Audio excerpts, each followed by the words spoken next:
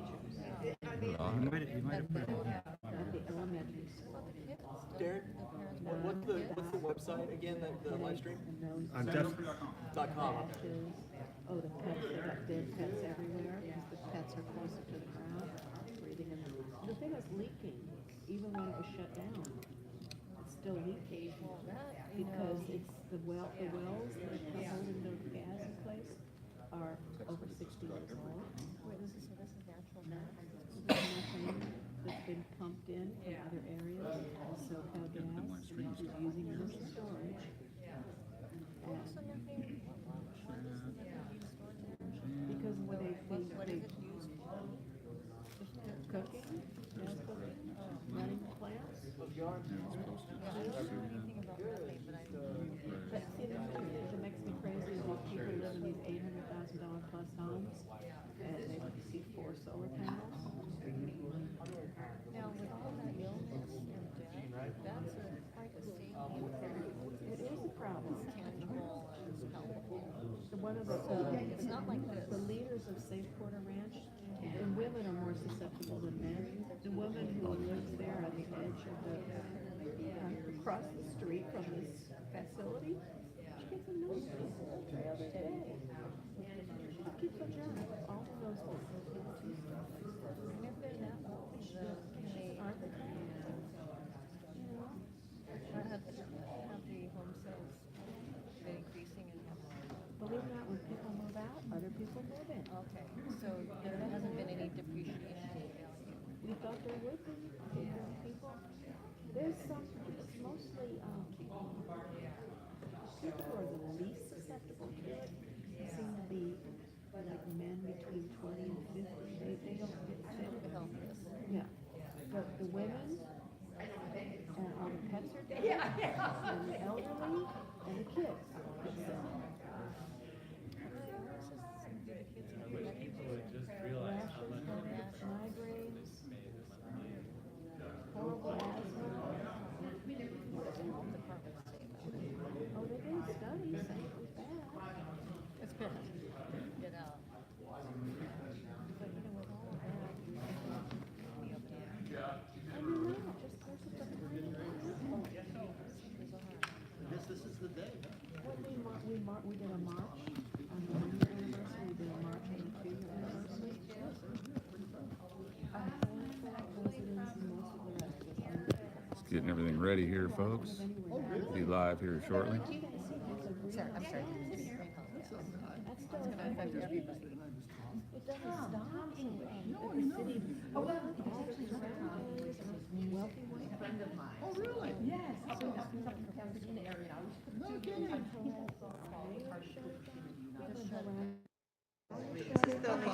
They're doing their own. Okay, They're so doing yes, their I own thought if you want monitoring. So if you have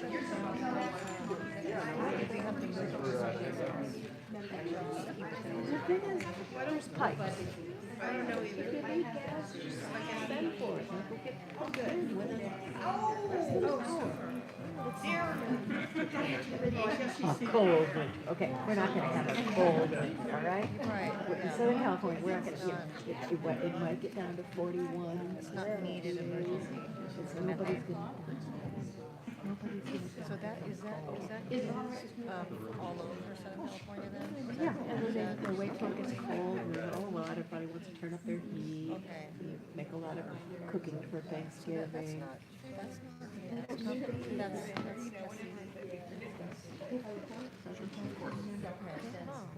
well, so, Southern California, Sun Friday.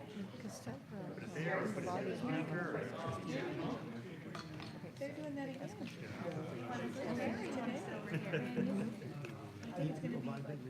And here's another thing, just a minor situation. My wife's speaking.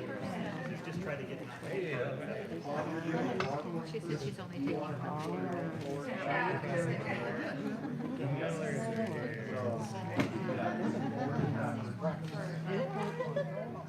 We're gonna use thousands. And then we say, do you have an emergency response and evacuation plan? What about their? It's their choice if they want to live in danger. should work and you've got. Well, it's not. There's kids there, there's elderly They're people. responsible for their kids. Yeah, we do that. You know, And, we can't hold it against them. Otherwise, that's what you used to do, you know. Yeah, well, I turned it up. That's what Darin did.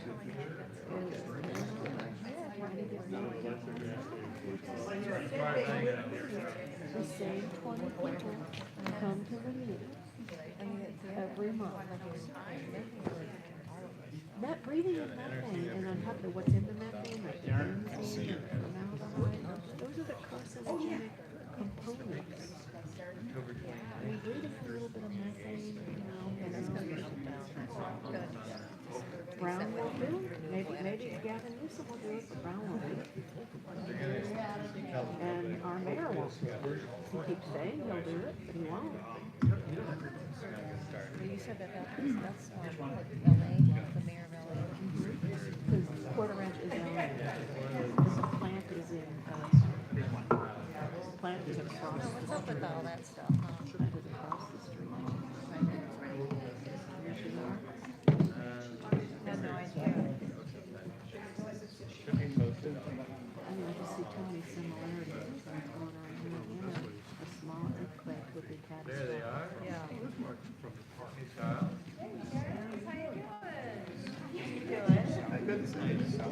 You want to take some pictures of San Onofre?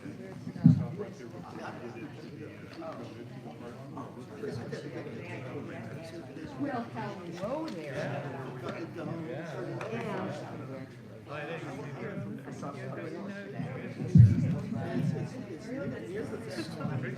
Charles. We were just out.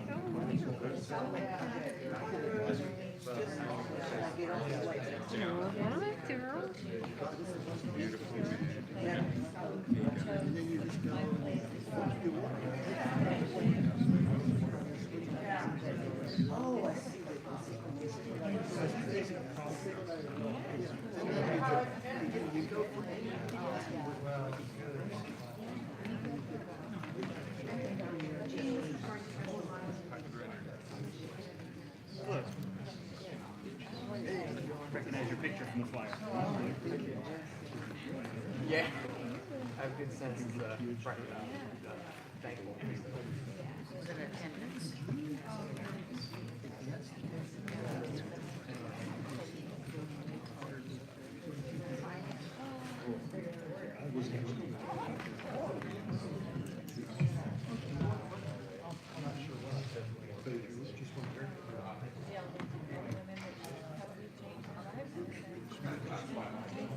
Hi there, how are you?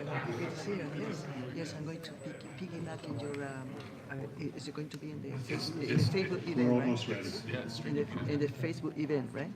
I didn't put this on right now. Oh, where is it? San Onofre. Okay. And from there you can get to the video. So share the link, sanonofre.com, and use the hashtag. This is the second year of these events. That's almost 5 years ago. Almost to the day.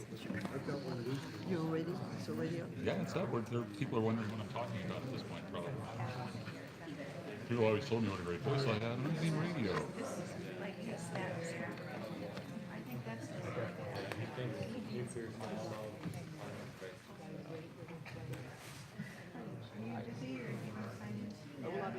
Oh, wait, is it just a signage?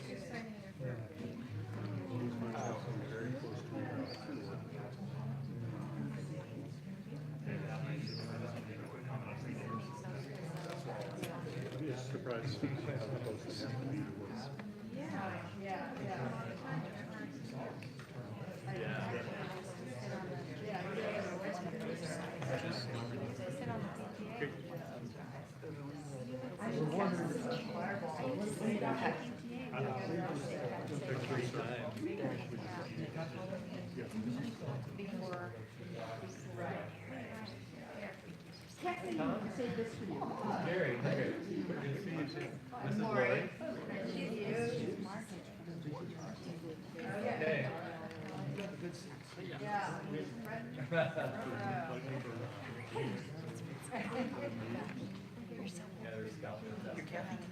Yes, I saw you speak last week on Thursday. Very eager to be here. Joe Moross.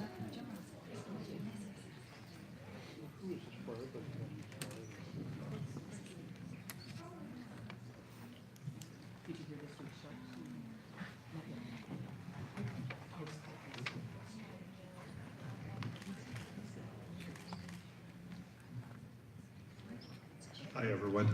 While we're waiting for Tom to come back, we'll just go through some basic information. The bathrooms are out here to the left, so if you need them, they're that direction. Both presenters today will take questions anytime you have the question, so you don't have to sit there and forget your question. You can go ahead and do it, and they'll both remind everybody of that. So we hope to answer as many questions as possible today. So Rose wants to welcome everyone to our second Nuclear Waste Symposium. I'm Gene Stone from Residents Organized for a Safe Environment. We'll be talking about the real facts of what's in the canisters, what could come out of the canisters. There will be a full discussion about independent real-time radiation monitoring and why that is so important for San Onofre and all of the future nuclear reactors that are going to be decommissioning. We plan to stay on topic because of the time factor, but again, we want to have enough time to have a complete discussion with both of our guests. And the best way to do that is to go back and forth. So if you have a follow-up question, or whatever that may be, please feel free to that. I'll come out with this handheld mic so that everybody can hear your question appropriately. So California Edison and I have been planning to do this event together, but because of the canister debacle, they decided they did not want to speak in public until after the NRC has finished and done their investigation. And I believe that they will be, the NRC and California Edison will be planning something here when that comes back. So I'd like to introduce our guest. First, on my left here is Dr. Tom English, a former advisor in high-level nuclear waste disposal, President Carter's Science and Technology Policy.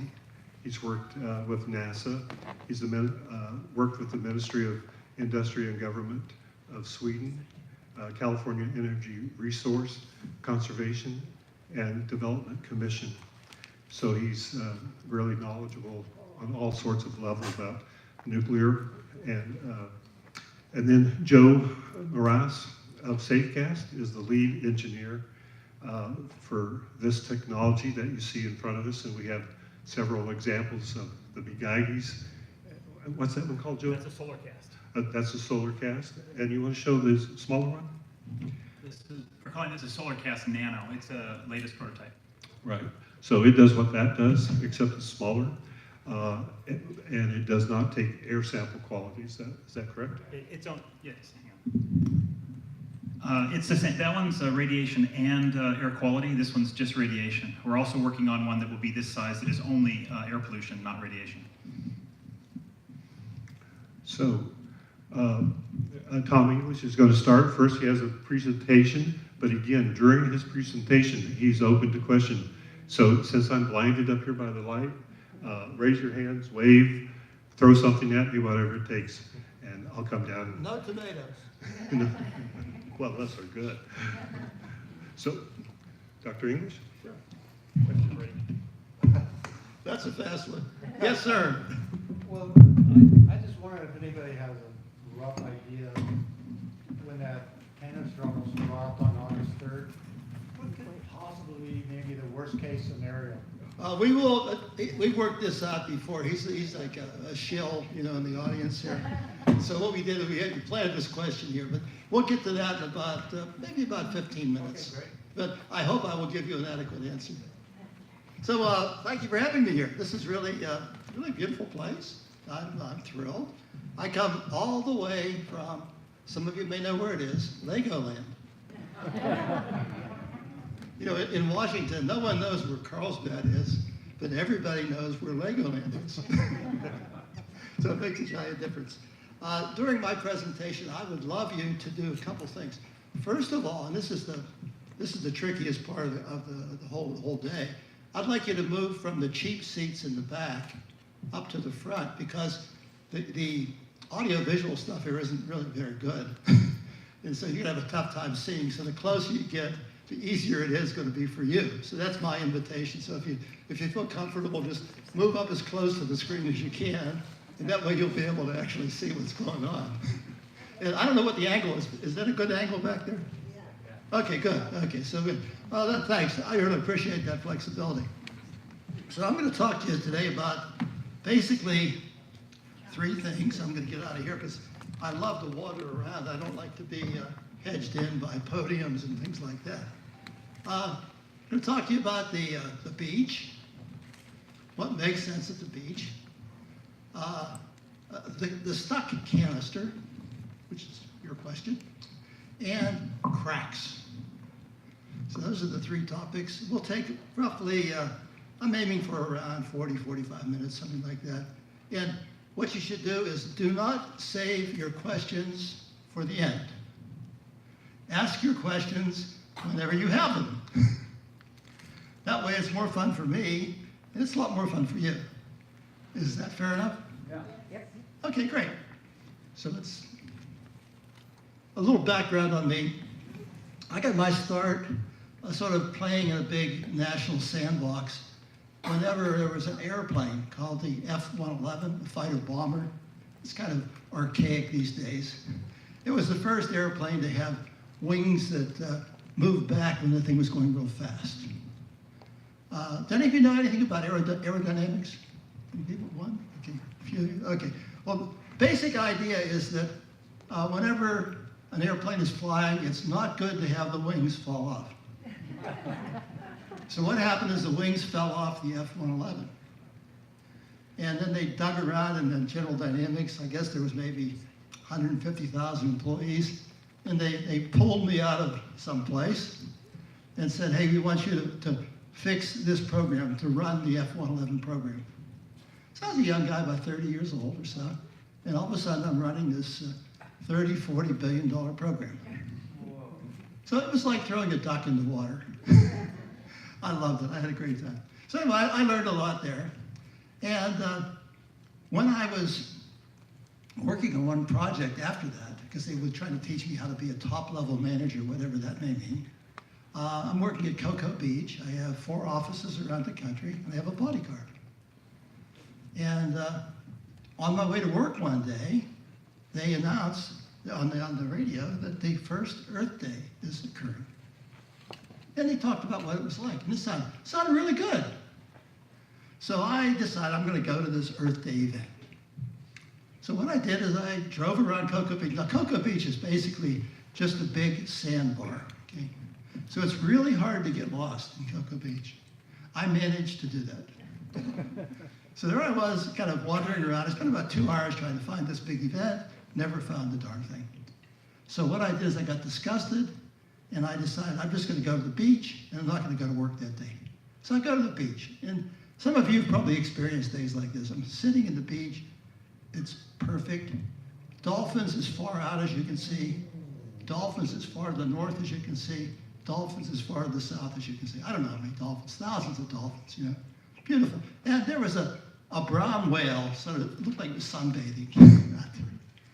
So, you know, it's just beautiful. And so naturally, it's so beautiful, you get relaxed, and I fell asleep. So I'm sleeping on the beach, and all of a sudden, I have this daydream. And any of you ever read Dick Tracy? It's a little bit archaic, old, you know. This was a detective who used to go around with a funny wristwatch radio, and he would fight the bad guys. And one of the worst bad guys that he fought was a guy called Pruneface. You may remember Pruneface. He is this guy with, it looks like a face with a giant prune, like, it looks like a bunch of vertical folds. So in my daydream, I see myself as Pruneface. And I see these 2 kids hanging on my hands. I guess they're my great-grandkids. And they say, you know, great-granddaddy, what'd you do with your life? So I did the F-111 story. They were bored to tears. They couldn't care less. So then I told them about building, I had a proposal to build the flight controls for a planned manned nuclear rocket to Mars. So I told them about that being a success, bored to tears. So I said, look, I'm boring you kids, what are you interested in? They said, well, you know, whenever we drink the water tastes bad. And we hear it makes you sick. What'd you do about the water? So I try to think of something clever to say. And before I could say anything, the other kid chirps in and he says, yeah, and when we go outside, we have to wear these masks over our face because the air's so bad it makes you sick. What'd you do about the air? So in my daydream, I see these tears streaming down this prune-like face. And I wake up instantly and I think to myself, oh God, I'm in the wrong line of business. So I decided, I had 4 kids then. My poor wife had to put up with me, she still does. 60-some years, you know. And I decided to chuck my job and become a grubby grad student again and get a postdoctoral degree in environmental stuff. And I've been doing that ever since. So that's how I got started. Anyway, there's no rush in that. So anyway, one of the things I did is I ended up working for EPA, learned how to leak news in hotel rooms. That's a good skill to have if you're in the bureaucracy. I ran a nationwide air quality monitoring network. I built it too. So that was a lot of fun, learned a lot of stuff there. Left there to go to the Jet Propulsion Laboratory, which is, you know, a different kind of thing. These guys do the unmanned exploration of the solar system. And there I founded their nuclear waste activity. My co-investigator was the acting president of Caltech, which is kind of cool. He was there for basically to defend me against the vultures who would eat me up if I didn't know what I was doing, which was nice. And our first customer was Carter's Science Advisor. So we basically found, we had license to get all the information we wanted to about nuclear waste. So we did. We visited about 40 sites. We had a bunch of questions, maybe 50 questions. And they were able to answer maybe 20 of them, you know, over a period of a year. But they couldn't get answers to the other 30. So we announced that there was not a scientific database upon which you could design a repository. In other words, the government didn't know what it was doing in terms of nuclear waste disposal. Then we told them what they needed to do. And they were on the right track for a while. So I retired from nuclear waste then. After we did some work for the Swedes. The government fell as a result of my work there, which was not very happy. But it was an interesting event to go through. We did some work for the Russians and some work with the California Energy Commission. So a lot of different stuff. There's this, okay, Swedes. I got to make a presentation to a guy called the Patriarch Bartholomew. You probably never heard of him. You all heard of the Pope, right? Okay, 1.2 billion people. Okay, Bartholomew, 300 million people. So I gave this award to Bartholomew. That's a picture of me giving the award. He basically interrupted my speech after I went for about 15 seconds, and he says, English is a very strange name. So I didn't know what to do with that, so I started telling wild tales, and it worked, and everyone burst out laughing. So anyway, that was a good presentation there done near Istanbul. And he gave me an award for my activities in the environment. That's a copy of his Congressional Medal Award. His is gold, mine is brass. Okay, you can't see this thing here, but basically what it says is that everybody loves all forms of energy and they're all going up. This is about the most rosy prediction I could find for nuclear power. And you can see, well, if you could see the slide, what you'd be able to tell is that nuclear power is a lot less than renewables. This is basically a tutorial on how nuclear power plants work. Let me just summarize the thing. All power plants that are based on either fossil fuels or like nuclear stuff are basically just a form of a giant tea kettle. So you have some sort of form of heat, and the heat boils water. The water comes in the form of steam and basically blows on a little propeller. And as the little propeller turns around, you get electricity out. That's the idea. So the interesting thing about nuclear is that it uses, instead of coal for a source of heat, it uses little pellets of uranium, so-called enriched uranium.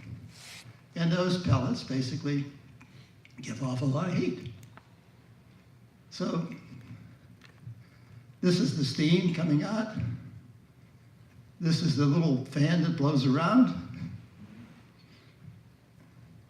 This is how they get the water back. They try not to waste water. This is the stuff that's inside the nuclear reactor. These things are called spent fuel assemblies. Now, excuse me, I'm going over some of the real fundamentals because Gene said, hey, some of the audience will know all this stuff, and I apologize to you if you already know all this stuff, but some of you won't have a clue. So I'm trying to keep you all together. So a spent fuel assembly, you basically get some of these rods. Picture like a javelin, like a 17-foot javelin with a hole in the center. And then you put little pellets in the javelin until the thing gets full up. Then you put caps on the ends. So now you have one javelin full of nuclear fuel. Okay? So then you get another javelin, another javelin. So what they do is they then put these in a little plate. There are 16 holes on one side of the plate, 16 holes on the other side. So you basically have 16 of these javelins by 16 of these javelins, or 256 javelins, all lined up in a thing that you give a name to. You call it a fuel assembly. Now, what happens when these things work is the atoms break in two. So you get two different things when you start with one. And you get some heat off.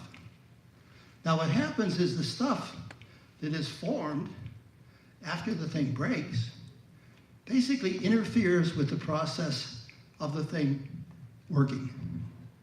It's just like an old-fashioned light bulb where you get a dark coating on the surface and you can't see anything anymore. So these assemblies only work for a few years. And then you have to haul them out.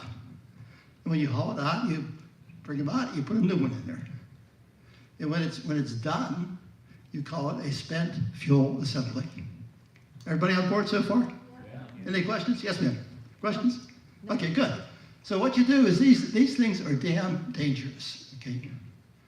So if you were to have one, like with a piano that's there, we'd already be dead. I mean, that's how dangerous they are. So what you do is you keep these puppies below water.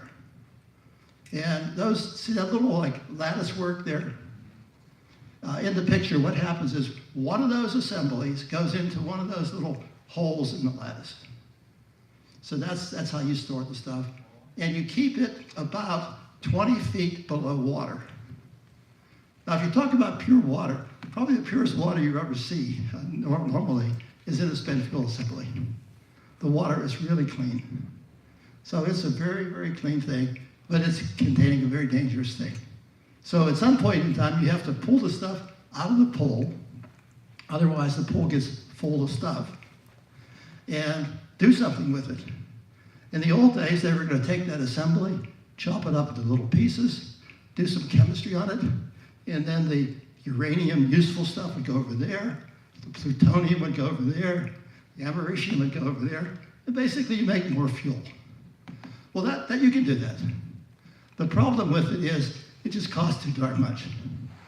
And so they tried, like I spent, well, maybe a couple months at one of the reprocessing plants in a place called Moross, Illinois. And they closed the thing down because they couldn't get it to work right. So it's a very tough technology and very expensive. Okay, a little bit on Fukushima. You're all familiar with the Fukushima story. You had this thing that's impossible. You know, we all thought it was almost impossible to ever have a meltdown of a reactor. But in Fukushima, they had 3 of them melt down at once. Now, the attitude was very strange because, you know, all the guys I knew, for example, always thought the Russians could do nothing right and the Japanese could do nothing wrong. So we were shocked to see just how poorly managed and run Fukushima was. It just, blew our socks off. It was, we didn't believe it. There they are trying to do something to keep the meltdown from getting worse. And that's one of the things that you try to do. When it melts down, that's bad news. And you try to keep that stuff from spreading all over the place. And the only way they could figure out, the question? When you say that was it just one of the javelins that melted down, or was it all of the javelins? Well, what happened here? It wasn't in this spent fuel pool. It wasn't in the swimming pool. Okay. This was actually in the reactor itself. And they had 3 reactors simultaneously melt down. So how many javelins, the javelins weren't in there? Well, each reactor, I forgot how many there are in it, but let's say there's 50 or so of those big spent fuel assemblies. So 400. 400 spent fuel assemblies. So it'd be 400. Active fuel assemblies. Active. Active fuel assemblies. Yeah. In the reactor. So you're saying it's 400, and so it's 400 times 256, okay, which would be whatever that is in the thousands of javelins. Yeah, a lot. So how many javelins do we have down here? Well, we have, what do we have? In the old cans, we have old stuff and new stuff. The old stuff has been there about 15 years or so. And what is the number? 40 or so? 51. Okay, 51 of these assemblies in the old stuff. In the new stuff, they have, is it 20-something? 24 so far, I think 73 eventually. Yeah, 24 so far are in the holes in the ground. No, we have 29. 29? Okay, 29. So that gives you an idea. Great questions. Any more questions? Okay, so basically the darn thing, I'm sorry. Yes, ma'am. Aren't there 37 fuel assemblies in a canister? Each canister, they take these assemblies and they put them into a big container. They call that a canister. And in this case, they have 37 per canister. Now, that, if you just think through the engineering of that, that's rather bad engineering. Because why in the world would you want to design something that was on the edge of failure? A more conservative design would basically say, okay, put 15 in there, put 10 in there, Save money. Well, it saves money in the short run. Yeah. At what price are you saving money? It used to be 24, and they increased it. Yeah. It just, it's sort of like, there should be some management somewhere in this process. Tom, Yes. can you speak to the fact of the mechanics of putting these fuel rods next to each other, how they have to know the temperatures of each one and how they manage that?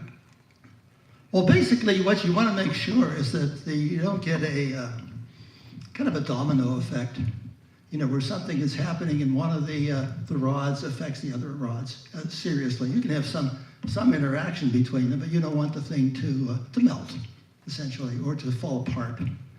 So that's what happens. So they supposedly design these things in such a way that they won't either melt or won't fall apart. And we'll talk some more about that later because there are situations where you can have both things happening. This is what happens if you have an accident, a bad accident, such as a Fukushima-like accident. What they did is they decided to evacuate roughly a 50-mile radius around the plant to be protective of the people. Now, evacuation doesn't mean that you, on Friday night, you go out to Hunter's Steakhouse, have a steak, and you go back home Saturday morning. That's not what it means.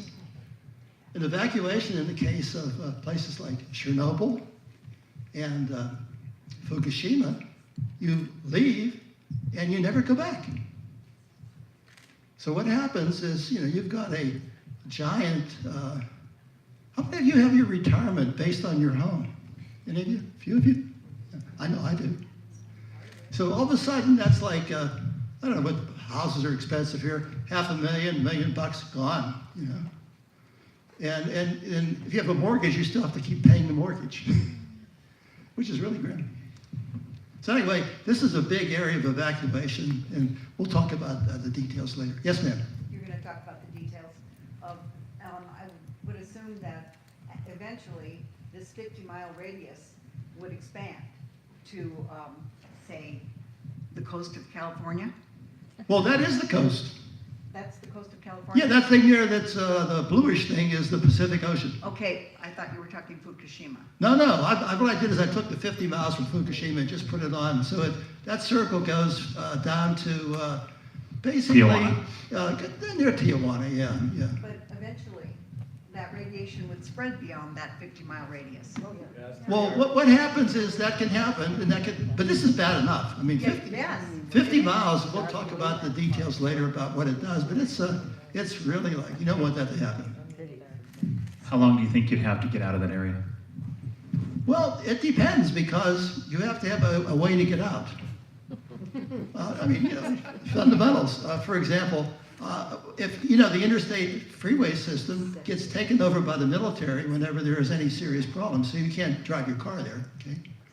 So basically 5 will be shut down, okay? A good bit, I think it's like 30, 40 miles of 15 will be shut down.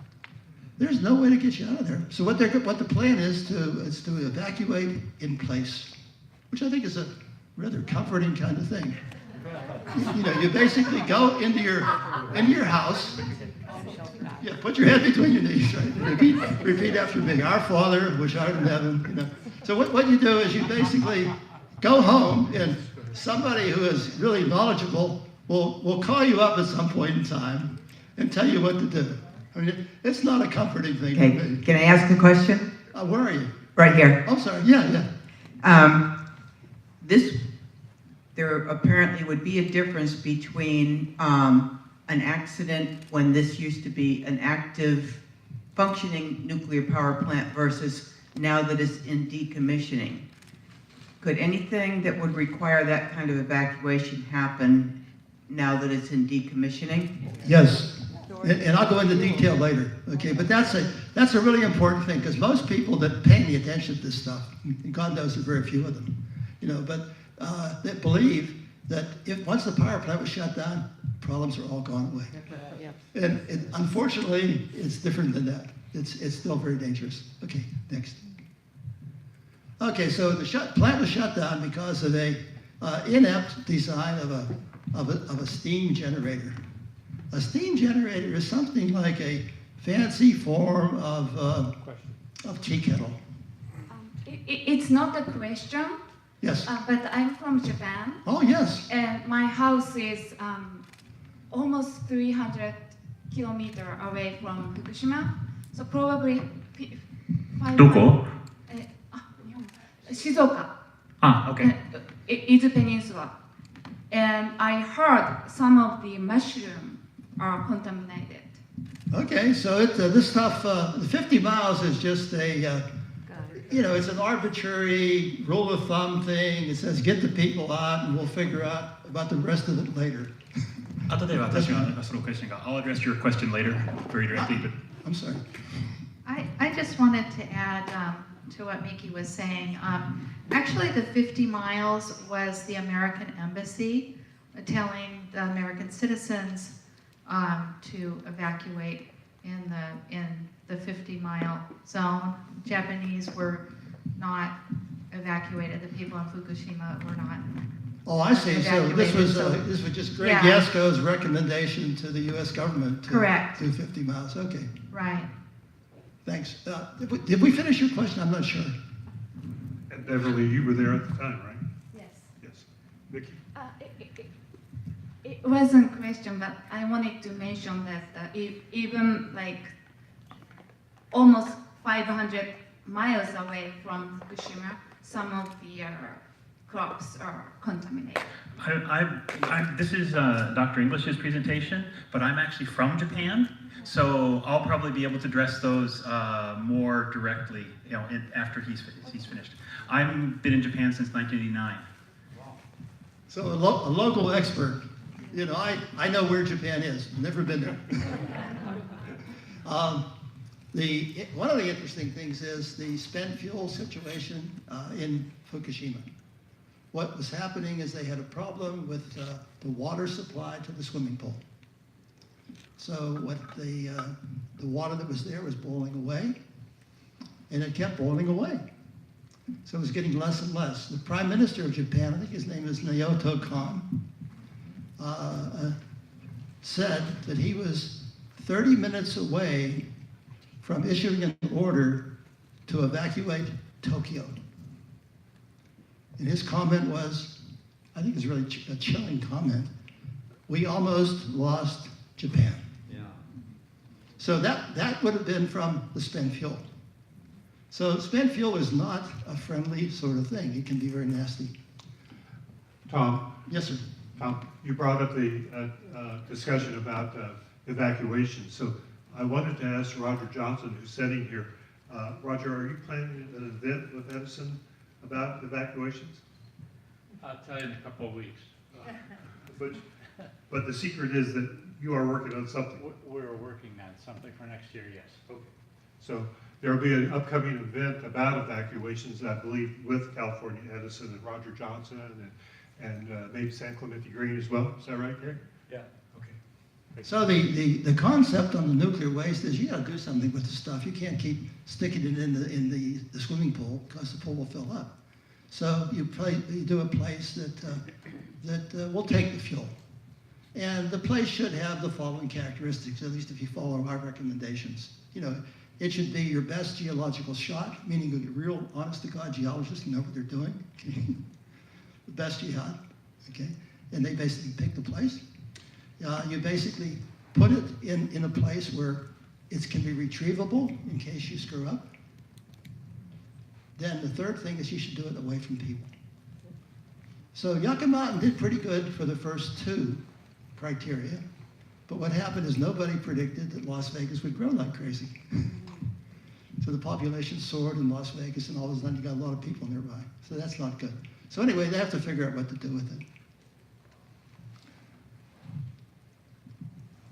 Dianne Feinstein has proposed some legislation to take care of the nuclear waste fuel. And I don't think it's going anywhere under this administration. There's also a Shimkus bill, which is having a tough time going anywhere. So there's a very tough time to get Congress to accept its responsibilities for this stuff. The various governments have a way to take care of the waste. Do you approve of Senator Feinstein's bill? I think it's very preliminary. I think it's a beginning, you know. I think it needs to be scrubbed a bit. Same thing with the Shimkus bill. You know, my belief is you can build a repository, okay, that'll work. I think that can be done. Now, you've got to have some discipline in the nuclear industry, which is sadly lacking. For example, if you want to put stuff in the repository, you should have canisters that fit. No one has thought of that yet. I mean, this is really high-level engineering. You know, you ought to have a canister that actually will fit in the slots in the repository. So anyway, there's some big problems. Various nations have plans for basically having nuclear waste facilities. The plans are usually take the current time and go 10 years in the future, and that's the opening date. And that's been that way since the late 70s. The French have a plan, you know, 2025. The Swedes have a plan, 2025. The Germans are a little bit more conservative, 2035. Now, there is actually a plan that's supposed to be working, I think, within a year or so in Finland. It uses granite as the basic material. And so it would have the same kind of flaws that we pointed out to the Swedes back in the time we did their report. So it's a tough thing, but it's doable. What's the complaint about granite? Basically, the problem that the Swedes had is that they did a calculation of granite that basically assumed there were no cracks in granite. So it turns out that granite, well, because this is based on the character. I mean, if you're a Swede, you think of yourself as strong like granite. Granite is good. Well, granite is also cracked. So what I did is I basically talked to their groundwater hydrology people and showed them, it took about 3 days to do this.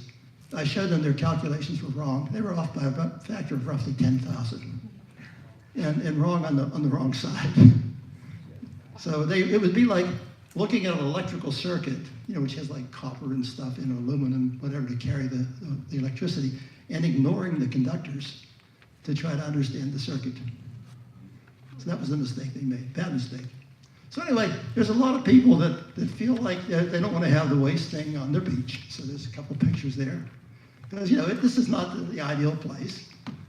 We do have earthquakes, they say at Scripps Institution of Oceanography, we love you, California, with all your faults. So Tom, you spoke about the fuel assemblies. Can you tell us the science behind what's in there? What kind of radionuclides are in our canisters at San Onofre? Yeah, it's a witch's brew of stuff. Okay, it's really complicated. There are things that don't last very long, and things that last a long time. Now, a long time might mean like roughly a billion years. Okay, the things that don't last very long might be handleable in a few days. So it varies.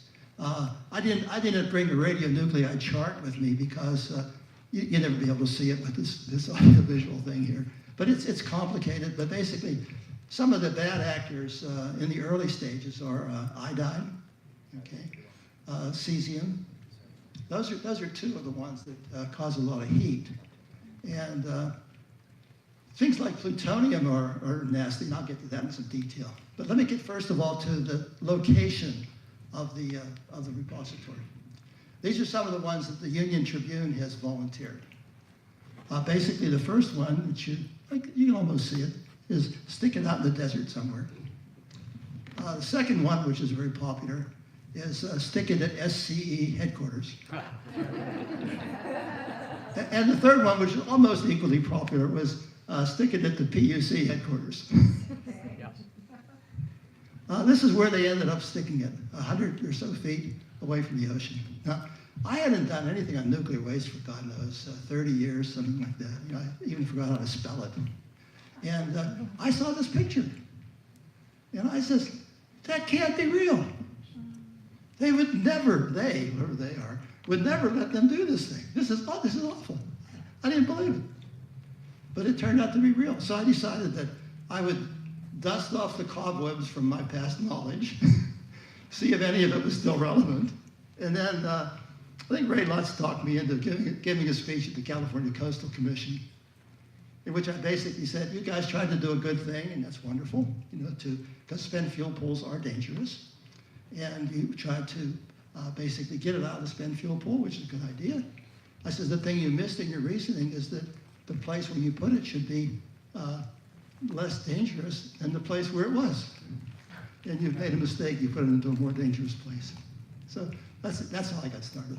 So Tom, early on in the decommissioning part of San Onofre, and when the CEP, the Community Engagement Panel, was first meeting, it was agreed that in today's standards, a nuclear power plant could never be built at San Onofre.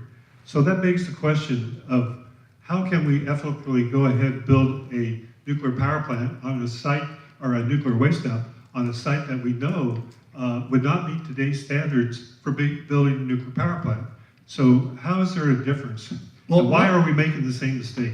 Gene, let me get into that in detail in about 2 minutes, because we're almost there. This is the so-called dry storage kind of idea. You basically take it out of the swimming pool, put it into some other gizmo that basically doesn't require water and doesn't require any electricity, so that the thing has a little ventilation system that's automatic, a convection ventilation system. Not a bad idea if you do it right.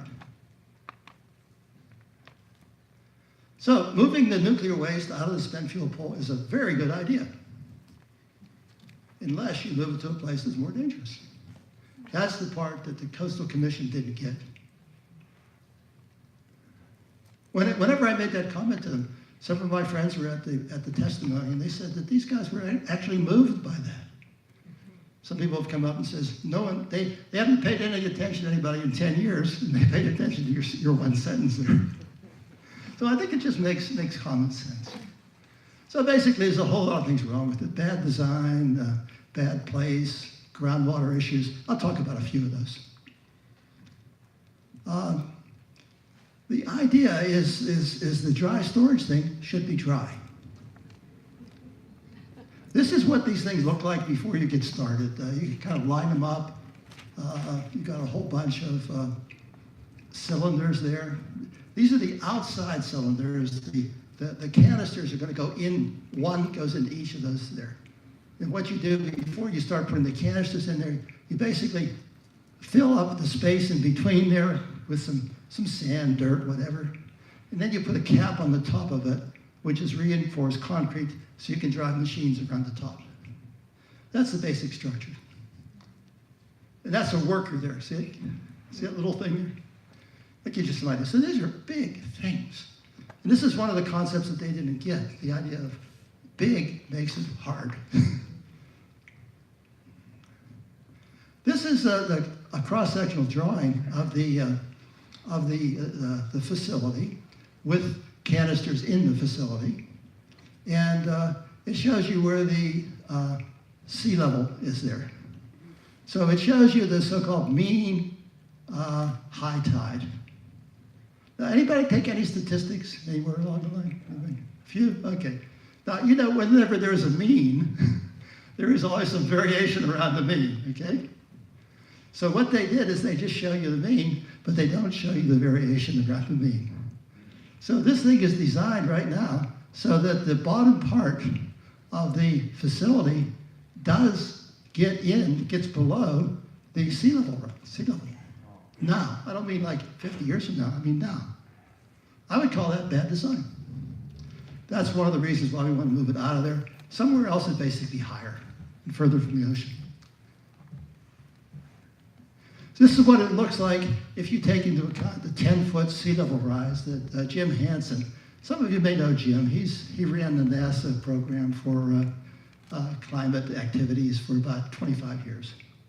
So Jim is predicting about a 10-foot sea level rise. My numbers are more like 7 feet, so, but he's going for 10 feet by 2065. And so what that shows you is that the bottom, I don't know, 20% or so of the canister is going to be in water. Now, what you did is you just made a lot of work to get the thing out of water, and so you put it in a location where it's going to be back in water.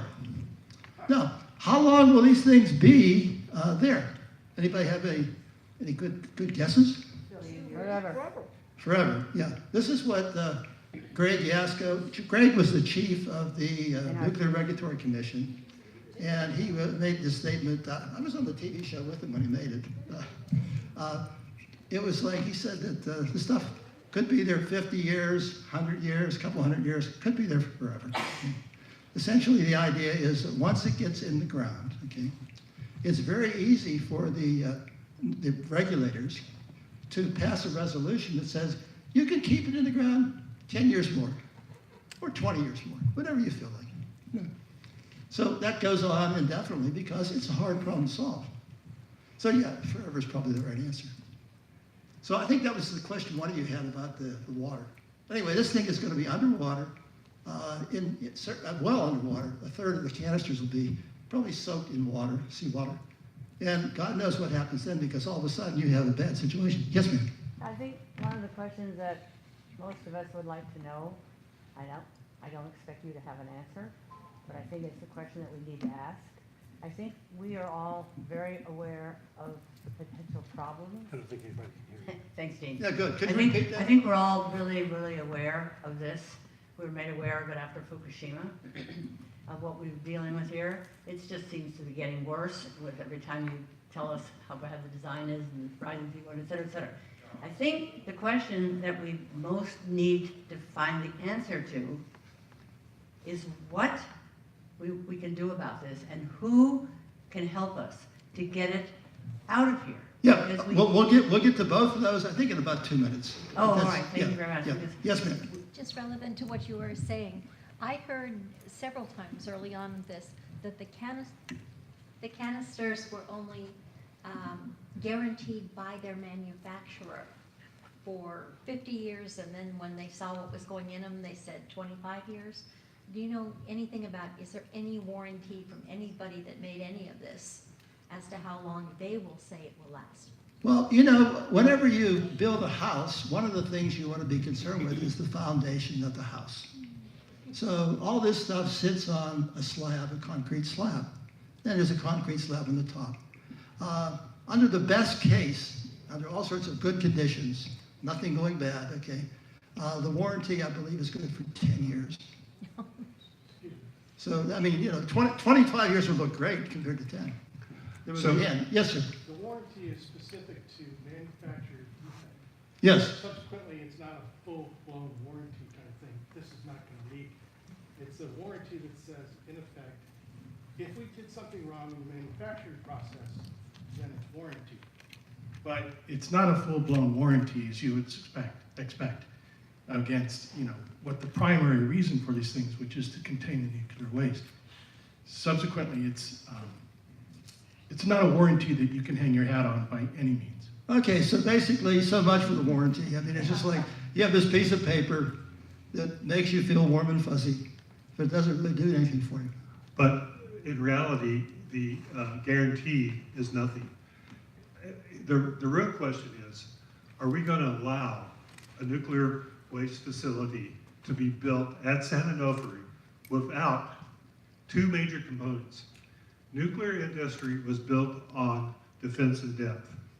We have no real defense in depth in this facility. Greg Yasko, Stephen, Dan Stinson of the CEP, and myself, I think we all agree that the nuclear waste, once it's finished being put there, it's going to be there forever. So what we need to be demanding is an ethical approach to building a nuclear facility near us, whether it's going to be here 5 years, 10 years, or 100 years, or 250 years. That's not the question. The question is, will we have something on site to deal with a damaged canister?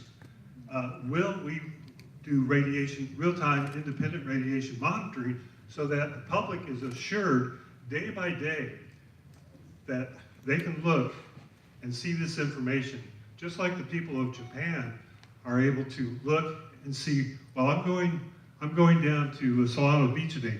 I want to know what the radiation levels are as I drive by the plant, so I don't have to worry. And that's the real issue.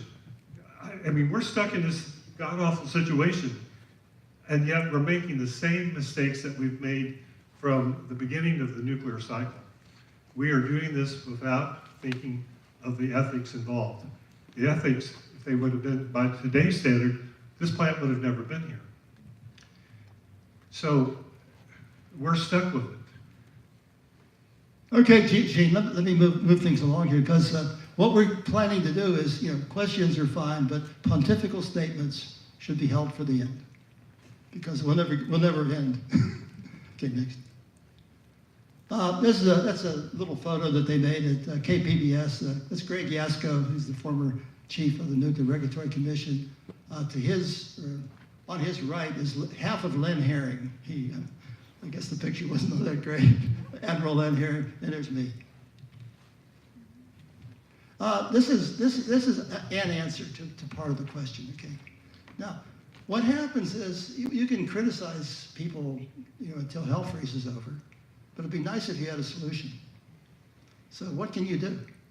So one thing you can do that's realistic is to basically move it somewhere nearby, because that's what you have available to you without, you know, all kind of fussing. I mean, you're not going to get this stuff across the state until you get federal laws. And God knows how long that's going to be. So move it nearby. It turns out the place that we would like to move it to is about a half a mile away from the current site. It's inland, so it's further from the ocean. It's about 90 feet higher. So if the Jim Hansen sea level rise thing of 10 feet occurs, you know, it's still, you know, not good, but it doesn't destroy the plant. So that's the idea. Move it to the mesa. Now, to actually move it there, see that funny blue kind of snaking line there? That's the way you'd have to take it with what's available now. It's about 4.2 miles, I believe it is. Yes, ma'am. Is that area away from the fault zones? No. So earthquakes are a wash, okay? The thing that's good about it, I mean, it's a lousy site, okay? But basically, the good thing about it is it's not going to be done in by sea level rise. It's not going to be done in by the current ocean.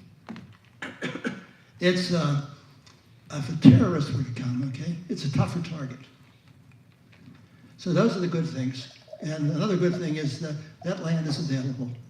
There is currently a lease for that land that's available, so it would just take sort of a minor agreement as opposed to moving heaven and earth, you know, in order to do it. So it's by no means a good site, but you know, you got to do something. And so the game that I'm saying is, if this is the only thing you got, and I've been talking to a lot of people about this stuff, and nobody's come up with another alternative. They say, you can't put it in New Mexico or Texas because nobody's going to let you, okay? You have to get the laws changed in order to have that happen. And by the way, the people there don't like it. Yes, ma'am. Is that land on Camp Pendleton or connected with it in any way? Yes, it's part of Pendleton. In fact, their SCE currently has a lease for that land. So the problem, the reason why they didn't pick that is because it costs more money to move it there. Who is SCE? Oh, Southern California Edison. Sorry about that. The owner. Yeah, the operator. So that's the Mesa. Later. Next, please. Okay. So this is actually putting some one of these canisters into the hole in the ground. You have a big machine there that does that. And we'll be talking probably for the next 10 minutes about that process. Someone asked about that early, so I'm finally getting there. Apologize for being so long-winded. Okay, we gave a talk on this earlier. Tor Johnson and me gave a talk on this at some other place, and it went really well. Okay, what happened is there was a meeting of this famous community engagement panel. The meeting tends to be about 2 hours long. And no announcement about any kind of problem with any canisters was made. Okay, none. So this guy gets up. He's called, they've referred to his formal terminology as the whistleblower. And he basically says, I'm going to say something that I think may lead to me not having a job tomorrow. Gutsy guy, okay? But he says, my daughter made me do it. And he basically starts telling about this canister that's stuck there. So what do you mean by stuck? Well, what happened is they didn't know where the canister was, which is an amazing thing. I mean, how can you move this stuff without being able to see it? Now, to be able to see the canister, I think, okay, I'm an old technology guy, okay? I don't think it's a real tough deal to come up with a fiber optic system that would let them see what they were doing. They just didn't do it. So what do we know about this stuck canister? We'll talk about this in some detail. There's some confusion about how much it weighs. SCE says it weighs 45 tons. The Nuclear Regulatory Commission says 49 tons. It weighs a lot. The thing almost fell 18 feet. It has more radioactive material in it than was released at Chernobyl. So it would be not a pleasant day if the thing fell that 18 feet. So we know surprisingly little about it. So what we did is basically, we got some reassurances, okay? Tom Palmisano, the head honcho for Southern California Edison, says, this is simply an industrial safety issue. Thank you very much. Doesn't that make you feel a lot better? Yeah, the industrial safety issue. Wow, I'm glad you told me that, Tom. Thanks. The HR department, their PR department, came out with a thing that says that there has never been any risk to employees or public caused by this. Okay, that's reassuring, right? I mean, thank God. David Victor, who some of you may know, says this system is designed to withstand much larger drops. So look, this is a walk in the park, okay? That thing drops 18 feet, no big deal. We designed this thing so it can handle a lot more than that. Well, Victor is a policy guy. I got to meet with him one time for about 3 hours. And he's a very pleasant guy. We had a few drinks. And I think during the 3 hours, he didn't answer one question. His basic answer was always like, oh yeah, Tom, that's a great question. I really think it shows a lot of wisdom in asking that question. But look, I'm a policy guy. What do I know about this techie stuff? He knows enough about the techie stuff to tell you that there is no risk to you, okay, in this thing, which is amazing. So what he's doing is he's quoting some stuff. What they did is they did a computer simulation of a canister wrapped inside of what they call a transport canister. This is the thing that they use when they put the thing on a train, okay? So it has to be able to shake, rattle, and roll, and nothing bad happens. So what they did on the computer is they simulated a drop. And what they found out, if you have this transport cask around the thing, then nothing bad happens to the canister. Now, let me just tell you about this transport thing. It isn't like putting a sweat sock on. This thing weighs at least twice as much as the canister itself. So it's a big shock absorber. So what he's saying is that based on this big shock absorber being there, you can drop this puppy and nothing bad happens. Okay? Now, if you drop it without the shock absorber on it, it's a different case. And I'll go into the details of that case. But I think it's irresponsible for them to basically make statements that are patently untrue. Now, they may not know that they're untrue, okay? I mean, they may be just ignorant, okay? I don't know whether it's worse to be lying or to be ignorant. I'm not sure. But they're both bad. Yes, sir. I'm just curious, you said it weighs twice as much as the canister? It's a little bit more than that, I think. Twice as much as the canister loaded, or twice as much as the canister empty? Loaded. Loaded, okay, that's a lot. Yeah, I forgot the numbers, but it was like maybe 2.5 times, something like that. Okay, so basically, so much for his reassurances. Next. Okay, here we go. We start getting into the canister. The red thing is the canister. Okay? Not shown around it is the protective shield, the so-called transfer cast, but I didn't want to make it too complicated. So you're basically taking this canister, and you've got some wires on it, cables on it, and you want to lower it into the cavity. Okay? That's the idea. Put this thing into a big hole in the ground. Any questions on that? Okay, good. Now, to help get the thing in the center of the thing, they have a guide ring there. The guide ring is a little metal thing. It's maybe a couple inches. I don't have the drawings. I'd love to have the drawings for some of these things, but let's say it's a couple inches in size here. So you basically have this guide ring. The thing goes in there, hits some little beveled things they call the gussets on the guide ring, and it pushes it to the center, and it goes in, okay? And there's the 18-foot drop, okay? So that's the basic idea. Now, let's change it a little bit here. Okay, the thing gets stuck, okay? Now, there it's now stuck. It's stuck on the guide ring, on the guide ring, which, by the way, is not designed to hold 49 tons of anything. Okay, and so it's tilting against there, and it's also tilting against the wall. So there's 2 points of contact. So there's a guide ring force, going upward. Something has to counteract the weight. And there's a so-called wall force going perpendicular to the canister. So those are the two forces involved. Everybody on board? Good.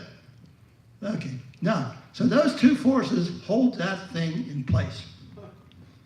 So there it is, in place. Hey. I have a question. Yes, sir. Is this the first time that happened? Second. Second that we have records for, okay? Yes, I have a ma'am. question. What about the contraption that's holding it or placing it? Yes. Yeah, good question. Well, we're getting to that now. But basically, the contraption is a bunch of cables that hold this thing up, okay? And what you do is you let the cables go down, okay, as you put it into the hole in the ground. So what happened there is the cables were let down, okay, and the cables were kind of laying, they kind of lay in some sort of sloppy configuration. So you can see that the thing is clearly at the bottom of the canister, at the bottom of the cavity, okay? Because the cables are no longer have any tension in them. So, no tension. It's just laying there, you know, like a plate of spaghetti. So the cables Are you there. saying that they're doing this blind? How are they seeing it? They are doing it completely blind. Yes. And I'll have a thing that'll get to that in a minute with the blindness. But yeah, they can't see what they're doing. But it makes no sense because you know what tension's on the cables. You know it's hung up. Well, they thought it was down the hole.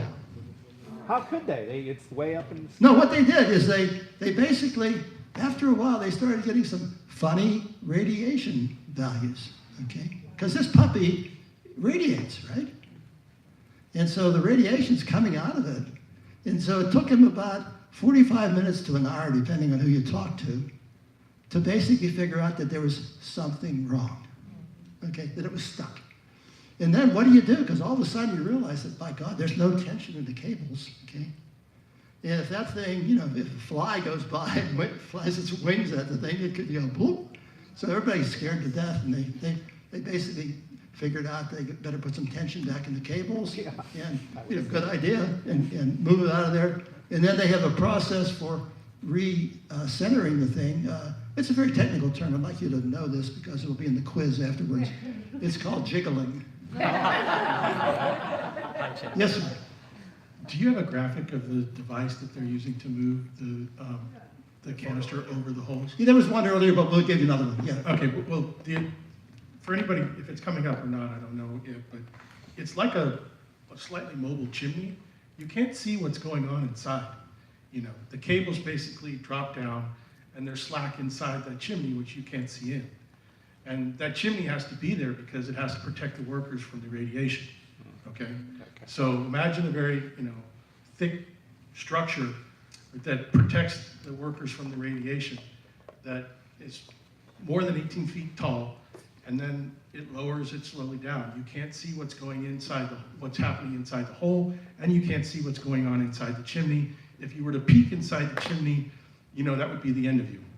You have to have a camera. True. You need a camera. So what this is basically, if this were in Silicon Valley, okay, people would laugh at this design. I mean, they would basically, you gotta be kidding. Idea. You know, if you give this thing to like the community engagement panel, if there was ever some engagement, if you brought a sixth grader in to look at this design, he would say, "Can't you see the thing?" And the answer is no. Well, why would you design something that bad? You know, it's a sixth grader. So, you know, I think we have a problem of conception here, that they basically didn't think their way through it. Yes, ma'am. Who approved that design? Basically, it was approved, first of all, by the management of Southern California Edison and management of Holtec. And I assume, although I'm not sure, some of you know better than I would, I assume that the NRC bought off on it somewhere along the line. And the Coastal Commission. And the Coastal Commission, yeah. Yes, ma'am. It's kind of like what, crane?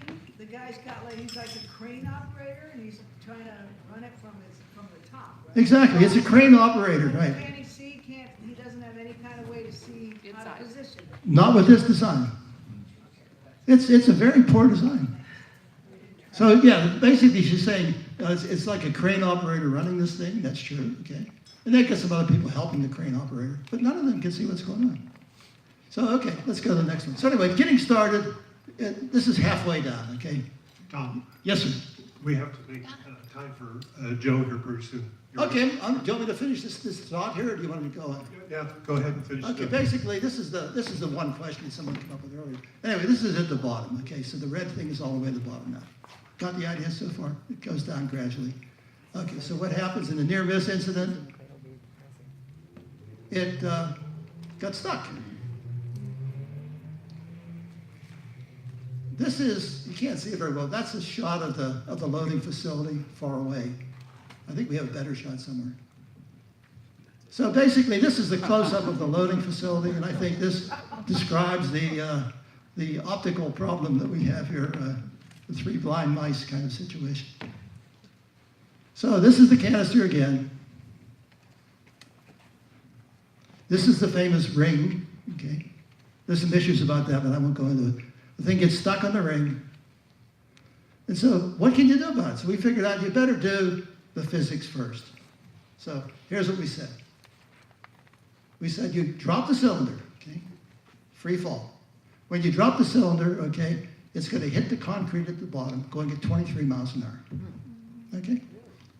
That's equivalent to 2 large sticks of dynamite going off. Okay? That's so-called a little bit 2.4 megajoules if you're techie. It's also equivalent to a 18-wheeler, fully maxed out, driving into a concrete wall at 23 miles an hour. It's not going to be good for the wall, not good for the truck, and not good for the contents of the truck. So that's the problem they basically face. And so what we're saying is they need to do an analysis of that. This thing is like, they have a spec for this facility called a tornado-generated missile. Whenever I say those words, they're magic because they put everybody's eyes to sleep. So what this means is like this. That's an example of a tornado-generated missile from The Wizard of Oz. The house going around. There's Auntie M being whizzed around. And there is the Wicked Witch of the West. Okay? All of them are tornado-generated missiles. This particular thing exceeds, if it hit at 23 miles an hour, it exceeds the tornado-generated missile spec by a factor of 4. That means it's going to really mess up the facility.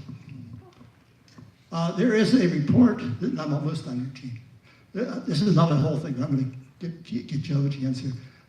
There's a report of a similar thing by the NRC in March of 2007, where they dropped let's call it a naked cylinder,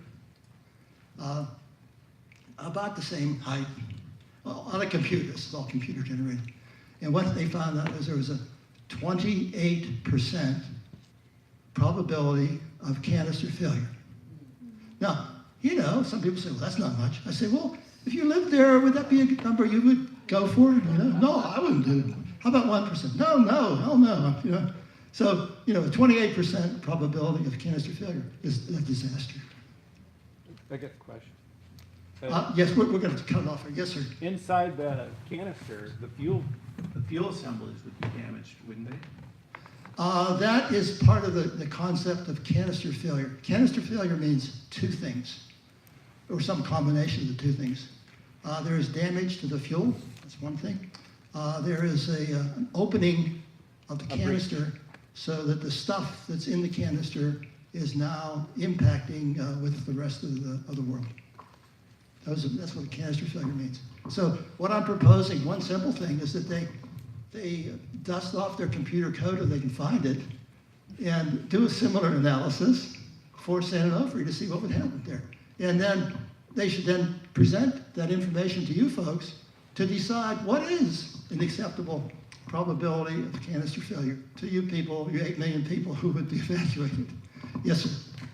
In that 18-foot drop, not only the canister is likely to get damaged, what's the likelihood that the ventilation systems within the actual hole is going to be damaged? Well, what will happen is, we don't have all the numbers yet. We have to talk to some guys who do the earthquake analysis at UCSD, but basically what we think happens is the thing goes down, it messes up the concrete and whatever metal structure there is in the bottom, okay? And so that causes the ventilation system to fail, okay? Once the ventilation system fails, you now have a situation where even if the canister is intact, which it probably won't be because of some gouging that's going to occur as the thing drops down, but I'm not going to get to that now because we don't have time, but maybe later. What happens then is the thing basically starts to get into a situation where it heats up. And if it gets too hot, what happens, you can get to the situation where, that Naoto Kan was talking about in Japan, where you have to basically evacuate. So the 2 scenarios that you mentioned, basically, without considering the 3rd ventilation system, was, how do you put it, grossly incomplete. Oh yeah, I mean, you've got to basically do the 3 things. What happens to the wall, okay? What happens to the truck? And what happens to the container? I mean, to the stuff inside the truck. Those 3 things. And so it looks like it's very bad. Thank you. So 28% is probably very shy then. 28% is a disaster number. It's probably so much. All done. All done, thank you. Okay, so we're going to. Thank you very much. I just want to mention, they did do the analysis.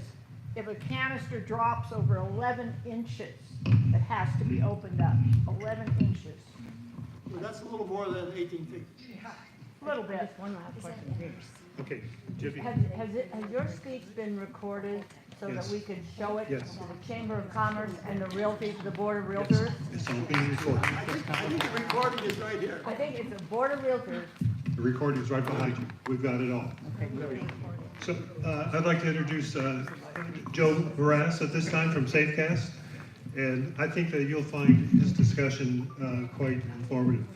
So Joe, can you tell us about what you've learned? I mean, today or over the last 2 weeks? Over the last 2 weeks?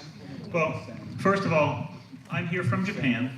I've lived there for 28 years. I was there for the earthquake and tsunami in 2011. And basically I have a couple of slides and things that'll tell you what I've been doing since then. And I don't have a lot of experience on what's happening in San Onofre. I know theoretically there's a power plant. I know that there's spent fuel. I know something about spent fuel in general, but not the specifics of the system they're using here or what's happening. You know, I'm over here, and several people have asked me, well, you've done a lot for Japan, you know, after the Fukushima disaster. Is there something you can do in Southern California? And so we're here to try to find out if there is something we can do. You don't have a disaster here, but I would have been a lot happier if we had our monitoring in place before 2011, because there's been a lot of questions I could have answered right away instead of years later. Okay. So rather than explain exactly what Safecast is and what we've been doing, I'm going to start off with a 3-minute video that we show. It was created by a friend of ours who was trying to make a documentary for a contest, but it really gives, it tells you more in 3 minutes than I can tell you in 6 if I just speak. So we'll just show the video.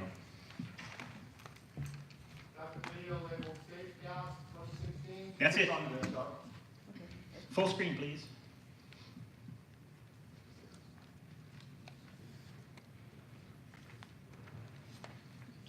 And lights.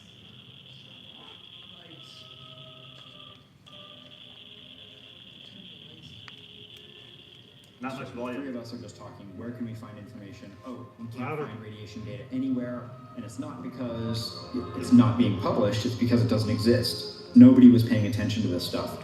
And so that's when we decided that we could start pooling our resources to get equipment in people's hands, and go collect some of this data and publish it so that there would at least be something available. Within a week, we had 20-25 people all in this Skype chat room brainstorming and trying to figure out a solution to this problem. We're looking online and we couldn't get any Geiger counters. Literally within 24 hours, the whole world supply was sold out. When we realized that we couldn't get the equipment, we decided that the only way to get this done is let's go and build it ourselves. So we came up with the idea that if we put a Geiger counter on a car and we drive around with it, we can collect radiation and put it on the map. Only problem was we didn't have the equipment, we didn't have the system. So solution was go to Tokyo Hackerspace, where there was lots of people that knew how to put things together. And on the 6th day after we had the idea, we had a working system. The next day we were off to Fukushima doing our first measurements.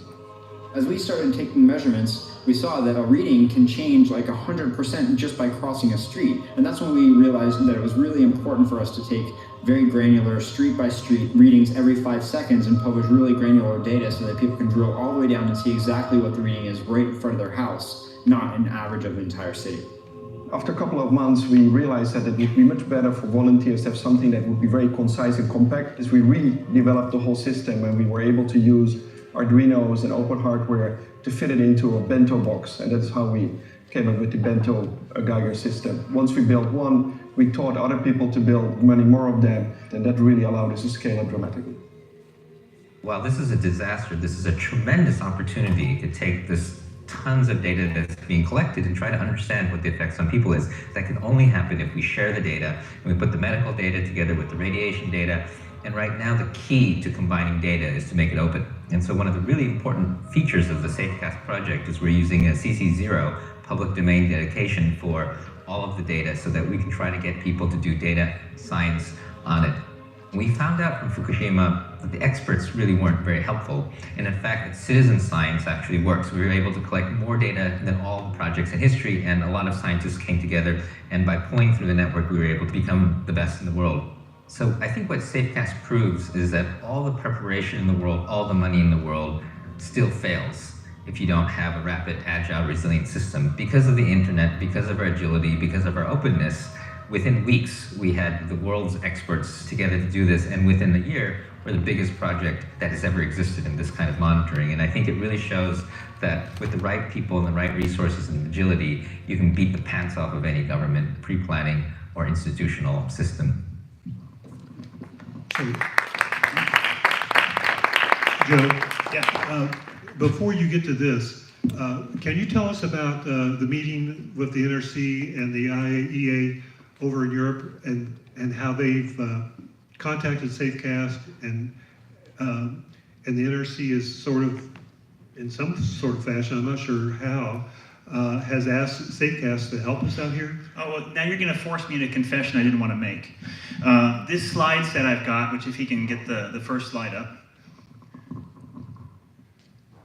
So this presentation is actually the only thing we changed from the presentation that Asby Brown, our lead researcher, did in Vienna 2 weeks ago, where he was presenting at an IAEA meeting, is we changed the first slide and put my name on it. So at that meeting, it was an international meeting where people from at least 45 countries came together to talk about what they could do to communicate better with the public in the case of a radiological emergency, whether that was a problem with, a terrorist event or an orphan source or something that happened like Fukushima or Chernobyl. So this, I guess we'll get to it later. Can we get the next one?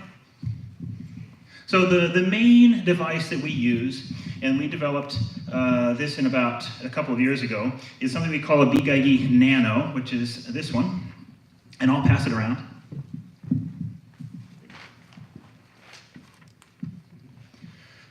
The first one we developed, which you saw in the video, we called the BGEIGE because the B for bento and Geiger is like a little Geiger counter, and we put it on a car and with a GPS to try and collect data the way Google creates Street View images. And within a month, we had redesigned another one, and we were calling that one the Classic. The one in passing around was what we call our 7th generation design. And we did those 7 generations of design in 18 months for less than $500,000, which a lot of companies would like to do with electronics equipment, but we were highly motivated. It has like all of our systems, it has a GPS built in, it has a Geiger tube, it has Bluetooth so we can communicate with a smartphone, although that's an option. Importantly, you can't get these as a finished unit very easily. You have to buy the parts and put it together yourself. Because we're not a company, we're not a manufacturer, we don't make these things. We just design them and put the plans on the internet so that anybody can make them. And we encourage people to make them if they're concerned, because that way they have something that's their own, they can trust, they know it's where it came from, and have an idea of how reliable it might be. Okay, next. Okay, so we started out in Japan, trying to cover first the area between Fukushima and Tokyo. Most of us, the people involved, lived in that area, and we were trying to answer a basic question. Do we run? Do we stay? How long can we stay? What's the immediate decision we can make? And the information we looked, our first plan was, well, we're gonna look online, we're gonna find out what the data is. There's a sensor at the university, there's another sensor, it's a city office somewhere else. And we looked all around, and the data was so sparse. And because the pre-planned expectations were that it was going to be a disaster or a nuclear war somewhere far away, most of these sensors were on the top of a city office building 50 or 80 meters in the air, not down where the people were. They were expecting contamination to be coming from Ukraine or Europe or something in France. Nobody imagined that we would have this kind of disaster at home in Japan. So since we couldn't get the data online, we were going to just aggregate it. We said, well, we'll buy a bunch of Geiger counters. We started a Kickstarter, we raised $35,000 in a week or two. We decided, okay, let's buy some Geiger counters and send them to people around the country. We can pull the data in ourselves. No Geiger counters available because These things aren't made very often. They aren't made very fast. The people who make them tend to make a couple, maybe 30, 40 a year, and they just can't scale up. When it's your cousin, your nephew, and your son making the things in the garage, you just can't suddenly make 100 of them overnight. But we did contact someone, Dan Scythe, who ran International Medcom, and he got us a couple of Geiger counters. And we just thought, how can we leverage these? And somebody came up with the idea, well, if we put it in a box with a GPS and drive around, we can get thousands of measurements in just a day. And so the little red car you saw in the video, I've now driven that over 90,000 kilometers in Japan, collecting information every 5 seconds. So we started out with, in the video it said 40 million data points. Last month we passed 100 million data points. More than a quarter of those are in Japan. But since then, people have wanted to get this data in their own countries to find out what's going on there.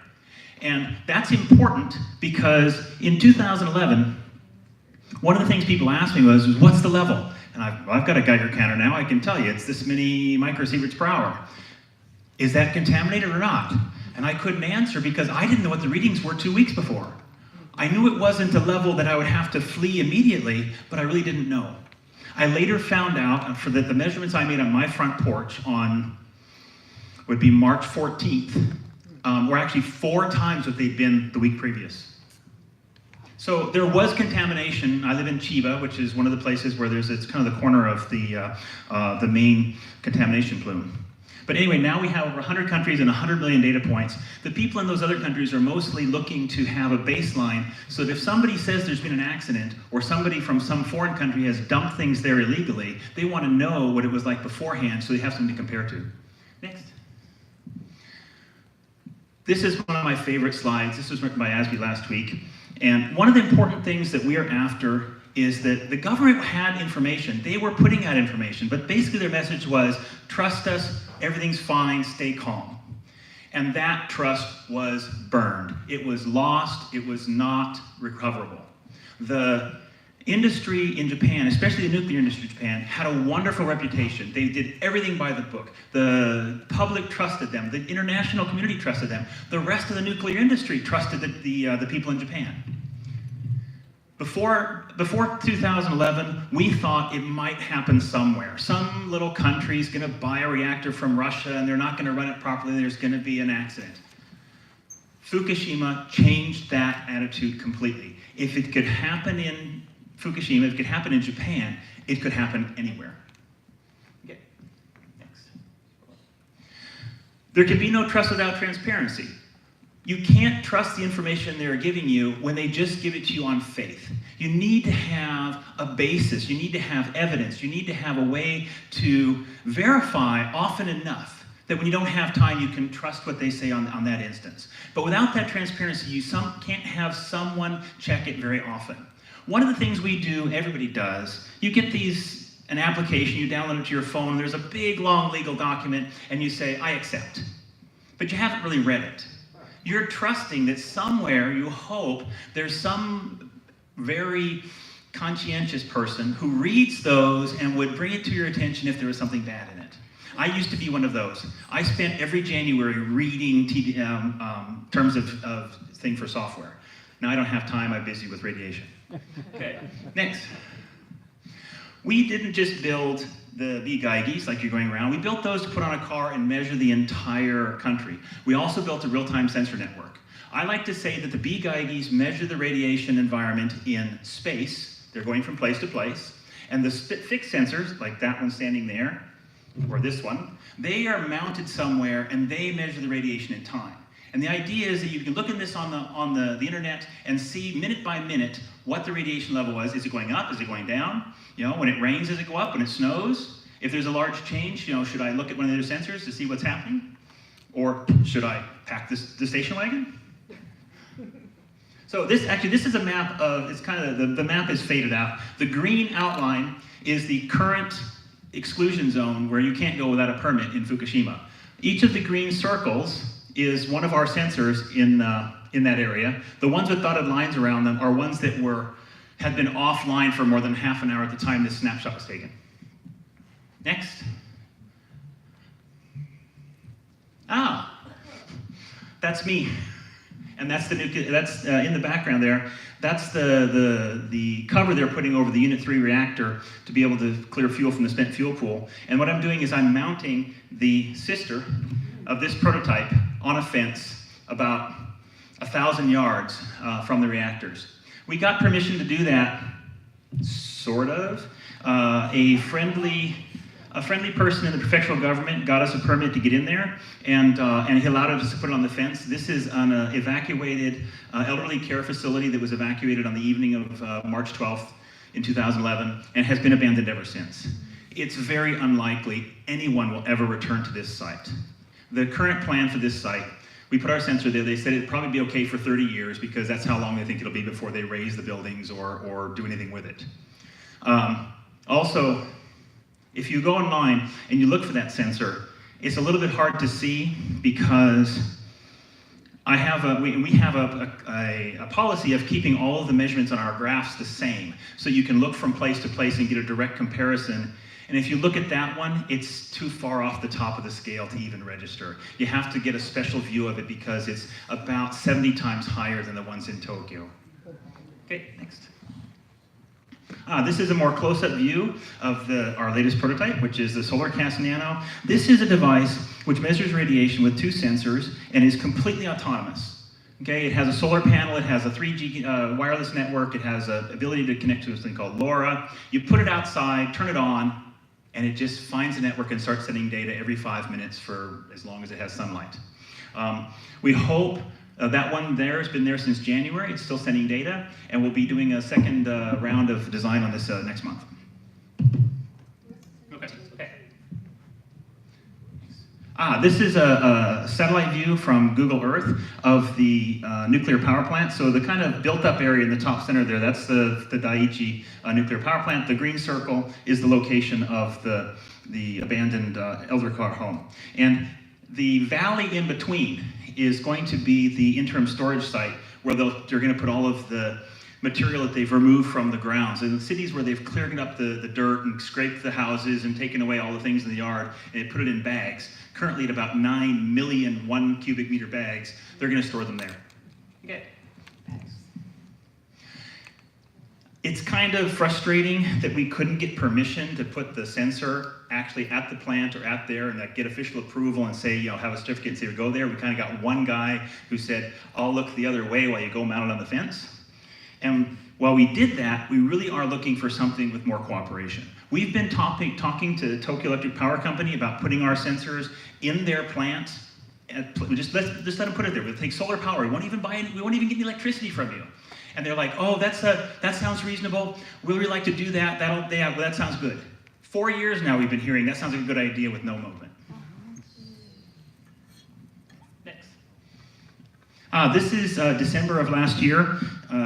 Prior to this day, I had been inside the nuclear power plant 5 times with a big ID and got data. But it was not official. I was there in another capacity. I got hired as a consultant for a news crew. I got hired as a consultant for something else, and so I just brought it in with me. And when the security people asked, well, what's that? Well, that's my personal radiation monitoring device. I didn't tell them it had a GPS and a Wi-Fi and So as far as they were concerned, it was just my little crystal TLD. And one of the guys, the PR guys, looked at me and says, it looks kind of sophisticated. That's better than ours. A lot better. So in December, we actually got invited. There are a few people at the Tokyo Electric Power Company, maybe I can count them on one hand, who are sympathetic to our cause and sympathetic to the community, and they allowed us to come in as a group. So we went in actually as Safecast with our Geiger counters. We had a bunch of them. We had cameras. They even allowed us cameras, which was really unprecedented, because usually you're not allowed to bring a cell phone, not allowed to bring cameras, not allowed to bring any electronics. But we got to go in and drive around and get off and take a picture. Okay, next. I already covered that. We did this by talking with a couple of people. Unfortunately, that guy is no longer with TEPCO. So now our relationships have been broken and we have to start over. Good. This shows the same view of the plant with the data overlaid for all the trips that have been in there. I'd say about half of that data was collected on trips where I went in. The other half was by journalists and things who got invited in to do a tour or do some kind of work in the plant. One of them was a subcontractor who just asked to borrow our devices and carried it around with him, and so we built it up.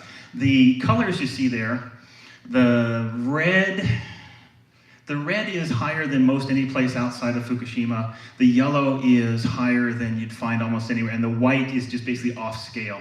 The highest area in there is the area between the Unit 2 and Unit 3 on the road, that's about where it says Fukushima Daiichi, and it's, the last time I was there, it was 240 microsieverts an hour, which is about 1,000 times higher than Tokyo. 3 years ago, it was 600 microsieverts an hour, which is about 6,000 times higher than Tokyo. Okay. Joe, I think you have one question. Sure. Those readings were the air, right? It was registering the radiation in the air.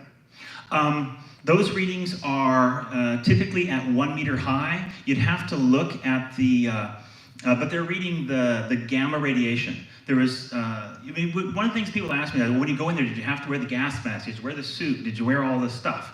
Yes, I wore the Tyvek and 2 layers of gloves and the suit and the hat or the helmet and all. It's important to realize that that suit did not protect me whatsoever from the radiation. Okay? What about the ocean? Any pollution? That's a little bit different, and the reason I was wearing the suit is that there's dust there. If somebody starts jackhammering a wall and kicks up some dust and that dust is radioactive, it would get on my clothes or get on me. And then I'd be radioactive when I went home. So the idea of the suit is just that anything you pick up physically in the plant, you can leave behind. Now the things going in the ocean is a little bit harder. What our device was measuring is the actual gamma rays that are coming off of it. So when I say I was between Unit 2 and Unit 3, I was getting radiation from both sides, and it was coming out through the walls of the buildings. Okay? The material, the radioactive material, that came because in 2011, the reactor containments failed and things melted and things got into the steam and they got into the air. They got lofted into the air, blew over the towns and condensed. Sometimes some of it fell as dust, some of it fell as condensation. They say it came down in the rain, but that's not really true in my area. And where I live, it condensed as dew. Okay, so the top surface of anything that got cold that night over the 19th, 20th of March got contaminated with cesium. So the cesium is the most common, the largest constituent of contamination from Fukushima. We know there were other things also. There was iodine-131, there was cesium-134, cesium-137, probably some xenon, a bunch of other things in there, but all that was left 2 months later was the cesium. The iodine-131 has a half-life of 8 days, okay, and we didn't get our stuff built in time. The cesium-134 has a half-life of 2 years, so we had plenty of time to measure that, but now, being almost 8 years later, it's down to only like 12% of it's left. The cesium-137, half-life 30 years. You're saying this is over the cities and on land. How much of the radiation went into the ocean? Well, there's a couple of things. The plume that came out of the plant, about 80% of the pollution fell over the ocean in the nearby ocean. 80% of the pollution, 80% of the effluent from the plant that came out into the air fell on the ocean nearby. The contamination completely circled the northern hemisphere. Okay? If you go outside and pick a piece of concrete from here and take it to a laboratory, they will find Fukushima contamination on it. It's just such a small amount that you have to have a laboratory to find it. Joe, Okay, yeah. would this be a good time to explain why monitoring radiation in water is so difficult? Yeah. She's asking about the water, and it's good. I don't usually talk about the water because I can't measure it. You go into the ocean and the current flows, and we know a lot of things went into the ocean, but the water is big and it shields our sensors. I actually put one of these underwater right off of Fukushima near as soon as we get to the plant, And above the water, at 1 meter high, we were seeing about 7 microsieverts an hour. This was back in 2012. Okay, and as soon as we put it in the water, it fell to basically 0.07. And then as we lowered it down, when it got within about 2 feet of the bottom, it went back up again. And the reason for that is there's plenty of contamination in the mud, but it can't get through the water. One yard of water is enough to shield the gamma rays from you. So even if the water is contaminated, we can't measure it above it. Does it shield it from the fish? Of course not. Of course not. The fish are in the water. So can't you measure the contamination of the fish? We did. I was on an expedition. In fact, if you look at the, can we go back 2 slides? There, 4, sorry, that one. One more head. Okay, you see this curve of curling out in the harbor? I was on a boat out there and also went outside of the ocean. We caught some fish and took them to a laboratory and measured the contamination in them. But that was in 2013, and by 2013, the level of contamination in the fish that we caught that day was under, in the halibut, it was about 10 becquerels per kilogram, very low. 1/10 of the allowable. They could have been sold to be eaten, but it was obviously measurable. Well, that's good. But you don't know, some fish have different lifestyles, and the things that contaminate, that build up in them might be different from species to species. There was a researcher from the United States who measured tuna, and the tuna swim all around the ocean, and it took about 9 months before they found a tuna that had contamination near California.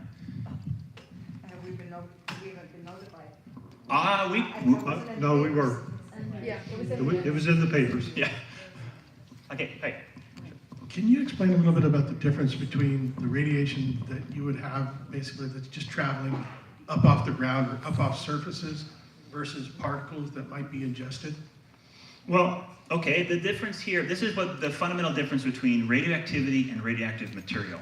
And one of the ways we describe this sometimes is like wet paint and the smell of wet paint.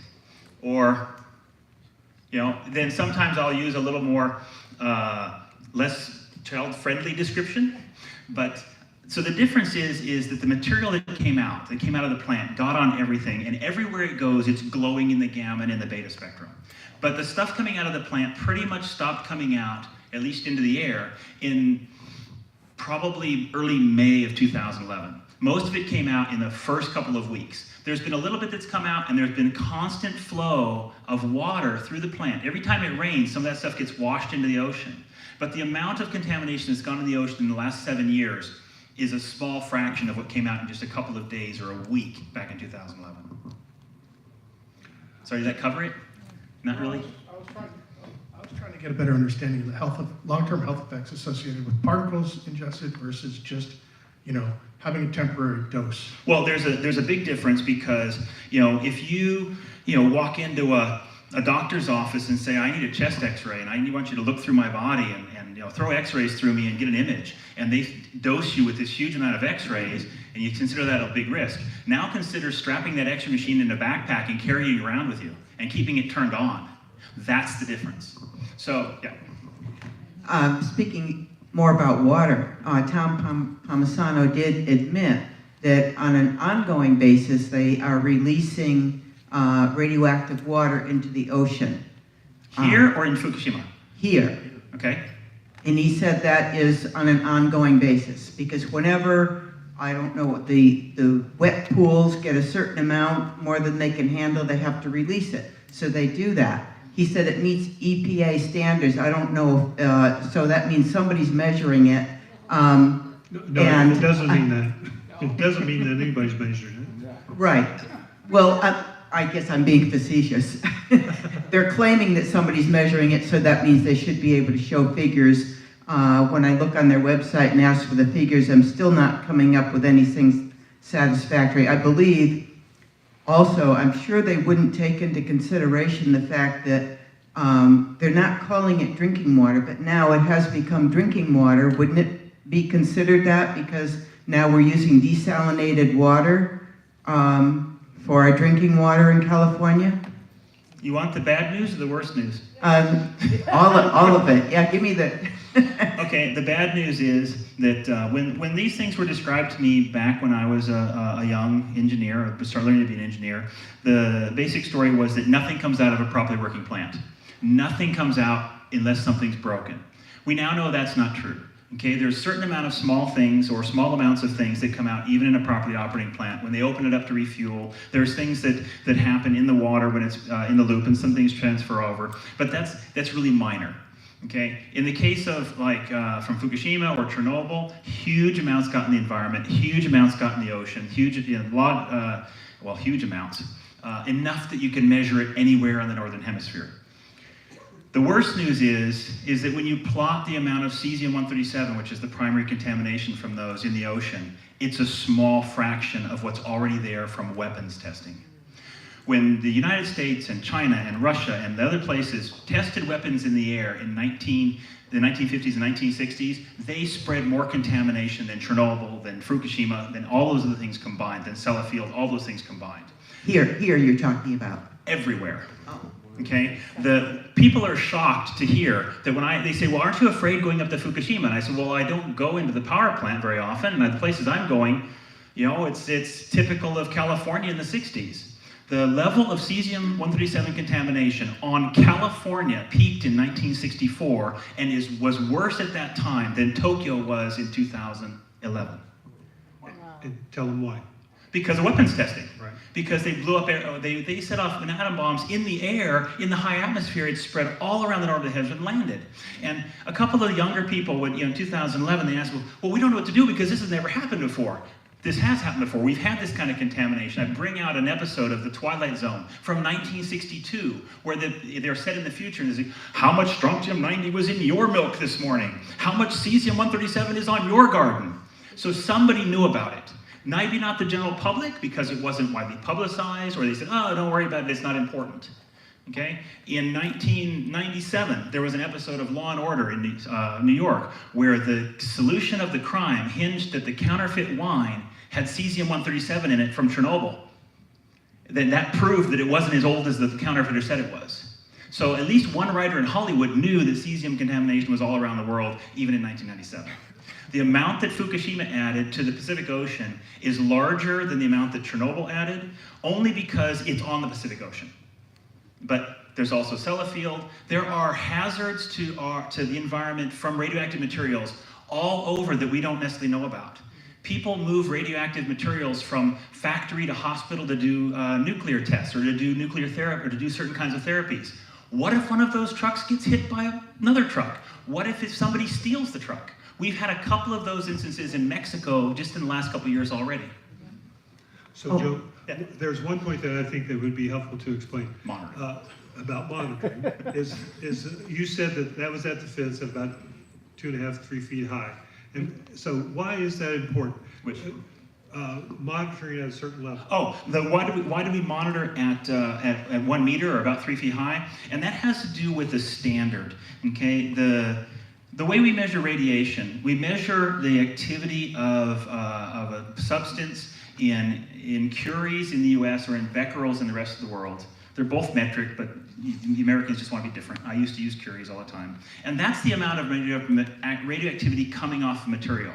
When that then radiates out its radiation at gamma rays and it hits something, whether it's a person or a stone or a bicycle, the amount it absorbs we measure in grays. Okay? And those grays are the amount of energy we've absorbed in that radiation. And then the next thing we convert to is called sieverts, or in the case of US REMS. So that tries to estimate the damage or the health effect that that'll have. So for different kinds of radiation, we have different calculations to convert those. For most common ones, it's a little bit like converting a liter of water to a kilogram. It's 1-to-1. So 1 gray equals 1 sievert for common substances. But the sievert, in its definition, is at 1 meter high. So we're going to assume that the radiation influx was measured at 1 meter, just so we always do it the same. In 2011, a lot of people in Japan complained about the standard because the sievert standard was at 1 meter and was based on the absorption of a European male. So the certain fraction of bone and muscle and fat and brain is a European male. There weren't too many European males in Fukushima, okay? Maybe a couple. But so the ICRP proposed a new standard, a Sievert A, which would be measured at 0.5 meter, so only at 50 centimeters or about 1.5 feet, and had a cross-section conversion based on an Asian female's average composition. This would have been difficult, because then it's like having two kinds of inches. You know, the inch is based on the width of the king's thumb, and when the king changes, do you change the inch? It used to, but nowadays we'd kind of like to keep our standards stable, so we've stayed with the 1 meter high and the Sievert based on a European male. So a lot of people say, well, but how do we know what's down lower? Well, for the becquerel measurement, we actually specify 1 centimeter, but for the dose rate measurements, the standard is 1 meter. So that's what we use. So Joe, one more question. So at California Edison and San Onofre, the radiation monitors are about 35 feet in the air, and they're at least 50 to 75 yards away from the isthmus pad. And do they report in REMS or in what units they report in? They report in REMS, and I'm not quite clear whether they have more than one type of monitor on the fence or not. No. I know that they do come in by hand and monitor with about 5 different monitors to pick up different things. But I think now's the time that people need to understand about distance and how that affects our radiation monitor. You explained about 2.5 feet, 3 feet high. Oh. So how about greater distance than that? Well, what happens to radiation as it gets further away? As long as the radiation source stays put, it's in a brick or it's in a rock or inside a bunker or a cask, then as long as it stays put there, all you have to do to be protected from it is get away from it. Okay, and even the strongest gamma rays, 8 feet of concrete, it's going to block it. 100 feet of air, or 100 yards of air to 300 feet of air, it's going to block it. So it doesn't really matter how strong it is. If you're 300 feet away, you're basically shielded between you and the air. If it gets out and starts to blow around, well, then it's coming closer to you, and that's what you have. That's why we need to monitor it, because that's the whole basis of the storage of this material being not impacting the populace is the assumption that it stays put. And the monitoring is specifically to watch for that. If a crack happens and they don't know, we don't want to wait until somebody at some other hospital 50 miles away says, hey, our x-ray machine is leaking. The x-ray machine's turned off. Oh, well then where's it coming from? This is how we found out about Chernobyl. In 1986, when Chernobyl happened, nuclear power plants in Northern Europe and Sweden thought they had a leak. The leak in Chernobyl was so bad that it showed up on the monitors hundreds of kilometers away. And eventually we found it all around the world. And we kind of, Russians, you've got an accident. No, we don't. We don't have an accident. It's fine. It took a long time, weeks, before they admitted there was actually anything leaking. So the closer you have a monitor to the actual source, the sooner you know if something's coming out of it. If you put something downwind, 10 miles, it might take however fast the wind moves, and a much larger leak before you can detect it. So having it close to the source is the best place to watch for anything that happens that wasn't planned or wasn't expected or could be denied. So that is exactly why Darin and I, when we were out at the plant twice, we were keeping our monitors close to the source. Mm-hmm. And after talking with Sean Bonner of Safecast and Arnie Gunderson and Mark Resnikoff, it became clear that monitoring radiation has to be done close to the source to get an accurate reading, because time, distance, and shielding. But the difficulty of that is if you get too close, when you're only 1 foot away, 1 more foot cuts it by a quarter. So you want to be far enough away that you aren't actually seeing the gamma rays from it, so you actually can detect if there's been an effluent. Unless you're trying to determine, how the material is decaying. In that case, you want to put it right on the canister and then watch how it goes down. But that's probably pretty predictable, and it's what is expected. I want monitoring that's looking for the unexpected, and I hope I never find anything, but I want to be watching it minute by minute. So I think I'm kind of cutting to the chase here a little bit, but Wait till you get the mic. I mean, bottom line, the proposal with the Safecast, with the monitoring, what you're doing is establishing trust, because you understand what's going on. It's monitored. and you could take corrective action in some period of time. I think a lot of us here struggle with, well, here you are, you've got the problem on the beach. If you have a problem, A bigger problem or a new problem? mean, it doesn't matter. If you have a problem, suddenly you detect something, now what? Isn't it too late? No, it depends on what you detect. Okay, certain levels of radiation, if there's a very small, I mean, where I live is contaminated from Fukushima. I didn't move away. Okay, I considered the risk from that contamination to be tolerable for 10, 15 years. Okay, but that's only because even in a contaminated state, it was lower than most places in the world. Okay, where I lived happened to have been one of the lowest radiation background areas on the planet prior to 2011. After 2011, it was more like Hong Kong or Colorado or Rome, which are notoriously high natural background radiation. So I didn't think I needed to leave immediately. Now, I would watch that. If it got higher, then the amount of time I'd be willing to stay there would go down. Okay? At the point of the level of contamination in Futaba, which is right near the power plant, we were seeing levels there 30, 40 microsieverts an hour, 300 times higher than typical backgrounds. There, I would not want to live there or stay there for more than a week or two. I mean, I wouldn't be packing the car and running right away, but I'd be making plans to leave and not come back. But if you have, again, I'm kind of cutting to the chase. Okay. So let's assume you could put monitors around this facility. Right. Give us some idea as to how many monitors, how it would be done. I mean, maybe that's what you're going to talk about next. But What we're trying to do, we don't have a plan to put monitors around the San Onofre because Safecast right now, we're like a couple of people and a very small budget. But it's crowdsourced. It's crowdsourced, so if people wanted to get and feed into our network, it will. Our plan for the fixed networks is to, one, offer the raw data to anybody who wants to look at it. Okay, and then we're going to program some preset alerts so you can get an email when certain conditions are met, things we recommend. But there are going to be other people, we hope, who will come up with a different algorithm that they think is appropriate to watch for. The trouble with watching for any increase of, say, 10%, if it goes up 10%, I want an email, is that happens too often. Okay? There are radioactive materials in the upper atmosphere that when the rain comes from a high altitude, brings them down to the level, and the background levels go up until that stuff goes away.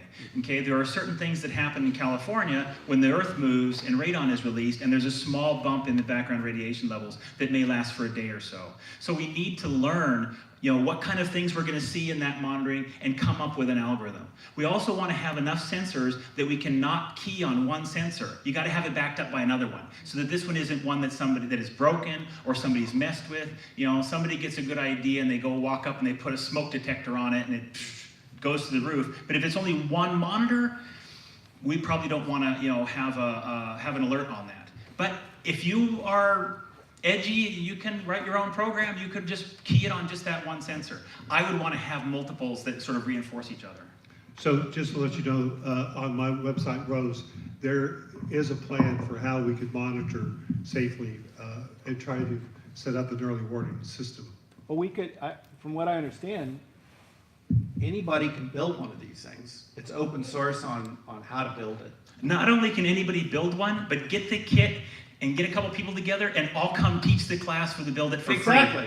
So we could build them for probably not much. And then the question is how you place them. And, it could all be done pretty cheaply, I think. I mean, there's some of us who are retired and we can do that kind of thing. So I think we have one more question over here. Yes, I had a quick question. Oh, okay. Our situation, what we need to know is we have these canisters. Some of them are 15 years old already. The NRC says once a crack starts in stainless steel canisters, it can grow through the wall in 16 years. So we would like to know when they grow through the wall. So we basically, and then I guess figure out which way to run. But the other thing is the new canisters that they're loading, brand new Holtec canisters, 29 canisters. Our whistleblower told us that those cans, as they're being lowered in the hole, they bang and scrape against this guide ring that's halfway down, all the way down, all 29 canisters. Well, that is called pit corrosion cracking. So cracking has already started in the brand new Holtec canisters. And I'm not going to scare anybody with my early research on how fast those cracks are going to grow, but they're going to grow a lot faster than 16 years. So, and then the older ones, a couple of them are over twice the CPM counts, you know, the six microsieverts, and the others are mostly under 1,000. That has nothing to do with the cracks in the cans. Well, but we're trying to figure out why just a few of them are so much higher. Okay. And then one other thing, yeah. the NRC is allowing facilities to no longer have to report the radiation levels coming out of the top air vents of the old canisters, which is where the levels will be highest if there is through-wall cracks. And carbon-14, by the way, is being created between the concrete and that. So we have carbon-14 also, and I don't know if you measure carbon-14. So we have one more question over here. Well, he just needs to answer first. I've got like 4 of them out of there. So. Yeah, I'll just say, we'll get back to you. I have a comment to follow up with his comment. Okay, first, our devices do not measure cracks in the cans. Okay, a crack you could drill a hole through one of those cans, and our sensor won't detect it unless something radioactive comes out. Well, that's what I'm talking about, the radiation. Okay, well, but you should be able to drill a hole in one of those cans and not have anything come out, because all of the fission products are in the fuel assemblies. So you have to have a damaged fuel assembly to get the stuff into the outside of the fuel assembly, and then you have to have a hole in the can or a crack to get it into the environment. Right. And then you have to have some method to loft it out of its cylinder. So either convection, it depends on what it is. If it's cesium and there's moisture in the air, it'll react with that, form cesium hydroxide, which is hygroscopic and becomes part of the humidity, and it moves easily with the wind. If it's another thing, like one of the ones I worry a lot about is strontium-90, it doesn't have the same method of moving, it'll probably just sit in the bottom of the can. We have zirconium hydrides Yeah. from the rods. We Yeah. have uranium hydrides. Of course. From the rods, okay. But those are heavy. Yes, but when air gets in the canister, that's a concern. If you get your zirconium hydride gas with air, you're going to get an explosion. No. With the gas, with 270 degrees C with air, zirconium hydride gas, material data sheet. Take a look. It's possible. It's all right, but it's outside. Kind of doesn't have anything to do with monitoring. Well, but if there's an explosion, then if we had a monitor, we would have an idea that the levels will be higher. Okay, second point you were about was after the cracks was, why are some of the cans higher at the events than some of the other ones? Right. Okay, the age of the fuel, how long it's been since it was critical. Okay, when you put radioactive fuel, uranium fuel, in a reactor and you bring it to criticality, it makes so much radiation that water flashes to steam. That's the whole purpose. It's trying to make steam to make the thing run. The residual decay heat from those fission fragments right after it's been running is so high that even if you shut down the reactor for some amount of time, depending how long the reactor's been running and a lot of other factors, it'll still have an enormous amount of heat. For the first couple of hours, if the reactor's been running for, say, days, then it's going to have as much as 10% of the output just coming out, and there's no way you can stop it. That's what happened in Fukushima. That heat melted it down because it didn't have adequate cooling. A month later, that fuel can sit with very little flow over it and not become very hot. A year later, you can put it in a pool where it doesn't even have a pump and it'll just, convect the water over it. 5 years later, you can put it outside and just air currents will keep it cool. Well, I don't know if they were using high burnup fuel in Japan.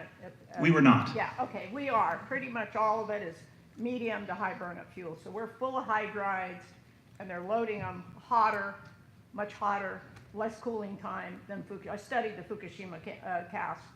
Okay. Much hotter, shorten the cooling times, and it's just the range is so much different, but the difference between what's in each of the canisters. Unfortunately, I can't tell you what's in each of the canisters. No, but I mean, we're looking for indicators to try and figure out it's way off the scale compared to the other ones. So that's why we're trying to figure out. I didn't see the numbers that I saw from Darin's Geiger counter when he put it near it.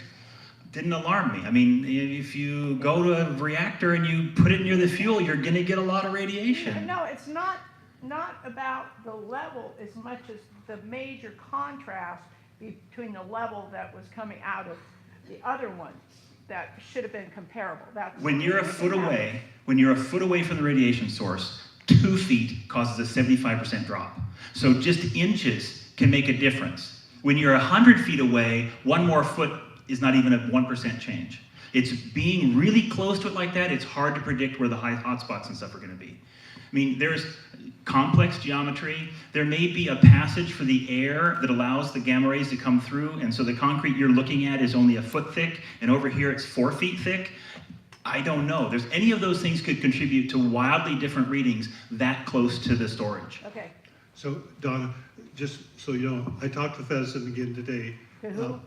California Edison. Okay. And in the past, they have told me that they will give us that information of how the canisters were loaded, what's in the canisters, what the heat rates were.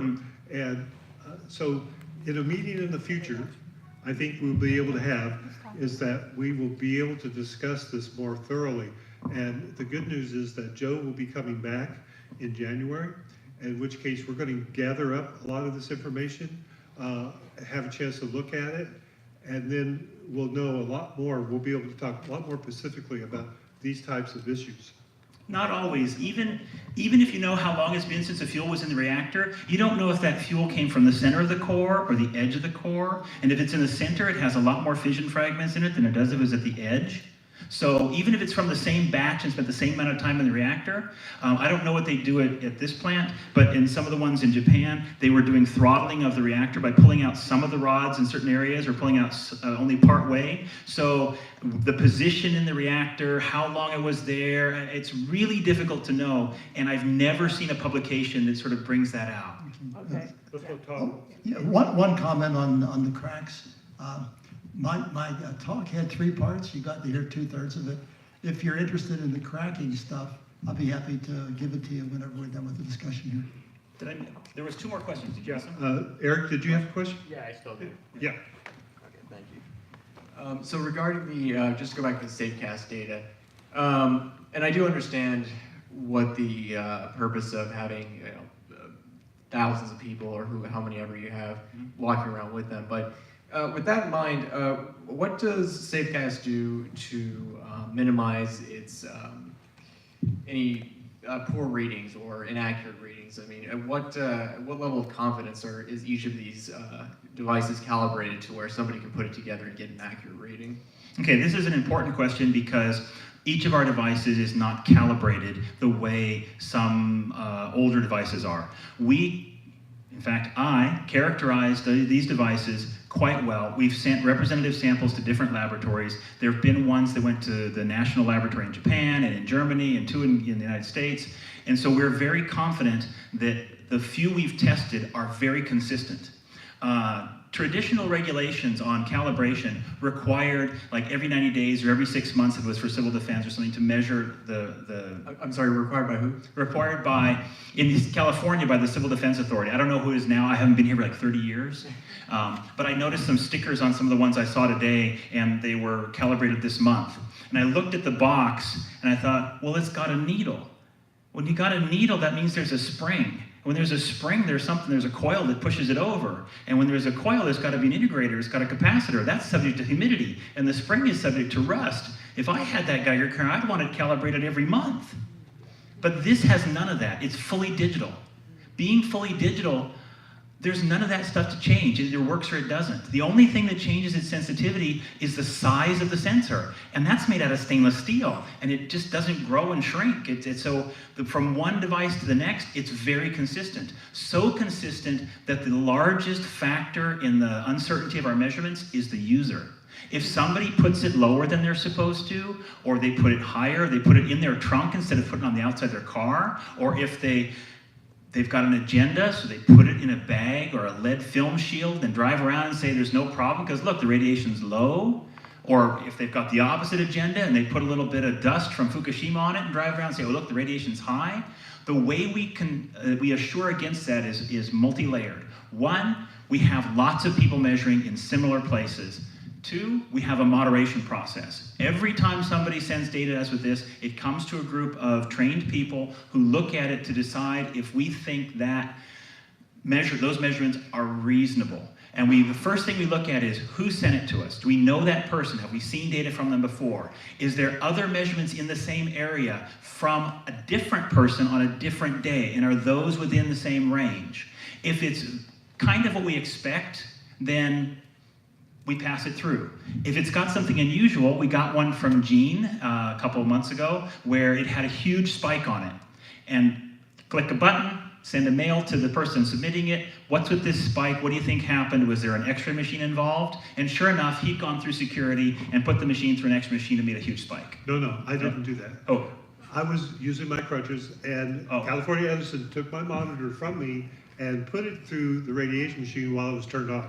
So I did not do that, but California Edison did. However, they did not know that the monitor was turned on. So one of the first times this happened, we got our very first data from Rome, and Rome is much more radioactive than I would have predicted. I guess the materials they use to build their buildings and nearby geology means there's a lot of thorium and things in the buildings, and so that first file we didn't approve for a long time. We thought, what do we do with this? We don't know. We don't have any way to confirm it or not. Fortunately, somebody contacted us who was going to Europe and wanted to borrow one of our monitors. We're like, were you going to Rome? And he's like, could do. So he took another one, went there, went some of the same places near the Vatican and whatnot. Now we have 2 files from 2 different times, weeks apart, from 2 different people who don't know each other, and they look the same. So both got approved. So the people don't have to trust each other to help verify each other. This is critical to our system. And just one last follow-up real quick. So the State Department that you've mentioned, if that the one that certifies these devices, I think it's an independent laboratory that the NRC requires. Oh, it's the independent. Okay. I didn't recognize the signature on the sticker or the company. It was done by some company. Okay. So, having done that kind of calibration in the past myself, it's done by private laboratories that trace to a larger laboratory that trace to the National Institute of Standards. So I assume there's that kind of traceability also with the ones that. That's basically just the credential I'm trying to put behind this device. Right. Okay. Thank you. I'm actually anti those credentials. Why? Why is that? Because I've seen people with a Geiger counter with a big red stamp and a signature and like a seal of approval on it, and then somebody misuses it and they use it wrong and they get some reading that's inaccurate, but because it's got a really official looking certificate, people believe it more than they should have. So let me make just a couple of announcements here before we go on. Unfortunately, when I rented the building, they said that there was nothing going on here tonight. Well, it turns out there is something going on here tonight. So we do have to leave fairly promptly at 5:30. So there's a basket over here on the table. If anybody wants to donate to help pay for the building, that'd be great. Also, Badge has a clipboard with, if you want to give us your email address, that'd be good as well. Now, so we need to kind of sum up here. Where might be going? There it is. Yeah, Tom had something. No, he said it. No, he had something else. Oh, you have something? Anybody want to see the I guess Basically, I don't know what our time schedule is, but I've got about 10, 15 minutes on cracks. So if anybody cares about cracks, you can either do it here if they don't throw us out, or we can basically do it in the coffee shop or something. Well, I have a few comments to make, but we're basically have to leave here at 5:30. Does she have a chance to? Yes, Jiffy, please. I guess, sort of like what I was saying before, you're talking about radiation monitoring. Donna says that these canisters are only good for so many years. So I'm almost wondering, is the radiation monitoring just to warn people slowly that we have a problem? Because what I'd like to know, what are our leaving this stuff here is unacceptable. And now you suggested that you can't move it very further than 4.5 miles inland or something else. If that's the only case, then we're doomed, as far as I can figure out. And I think that people in this area need to know that. And I think that I should, or somebody should tell the Board of Supervisors, the real estate group, the Chambers of Commerce, the California Coastal, I mean, they're leaving us to die here. And that's unacceptable. Who can... I'm going to address that in my final Well, comments. we have to replace the canister. So That's our Roger only Johnson option. has a question over there. That's our only option. put the points together, I want to ask Tom, when the canister drops in the thing and damages, you talked about damaging the passive cooling. So that means heat is the problem. And as I understand it, you didn't mention this, but the inside temperature there is around 400 or 500 degrees. And the ignition point of zirconium is about 700 degrees. And so if temperature goes up a couple hundred degrees, then you have a zirconium fire, and that's a catastrophe. Yes. Is that what is happening?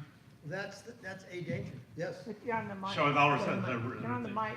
the passive heating fails, the inside temperature is already 400 degrees. If it gets up to 700 degrees, the zirconium ignites, and then you have a catastrophe.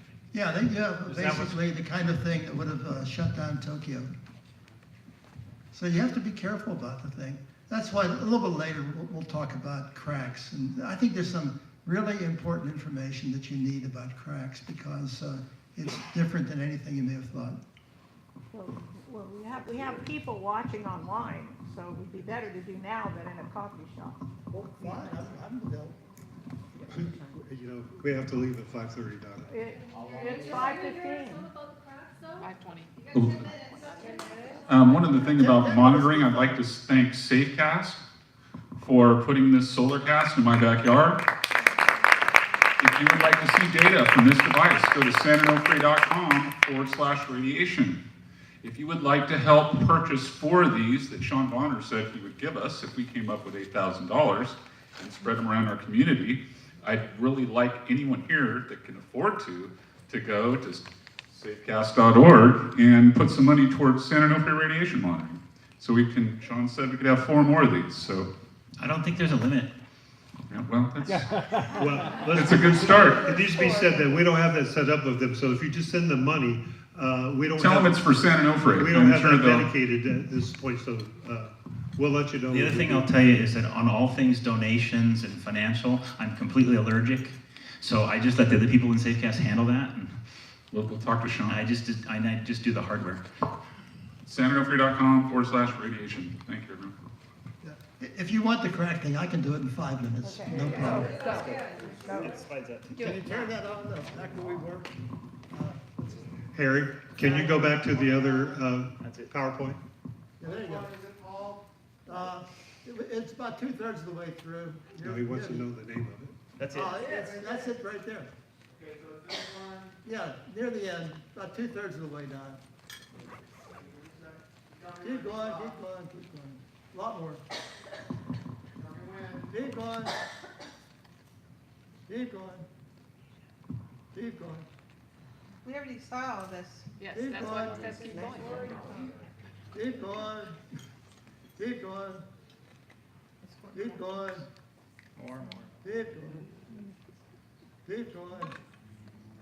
Keep going. Keep going.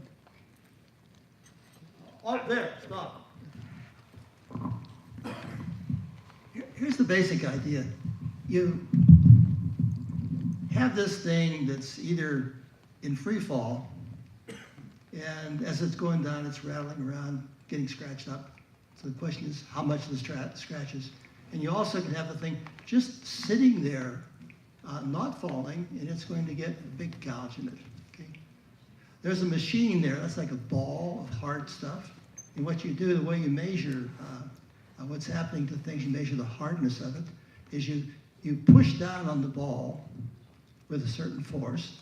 And what that does is it makes a little dimple in the material. That's called an indentation.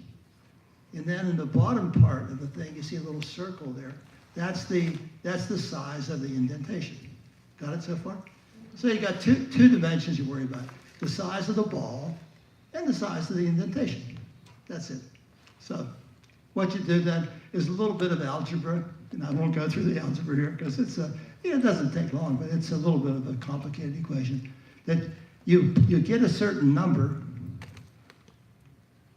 which is called the Brinell scale number. So for this kind of thing, it's a number 217. So with that number, you can then take the forces that you have and predict exactly what the dimple is going to be. Got the idea? Okay, good. Next. Now, what you do then is you plot the data like all scientists do.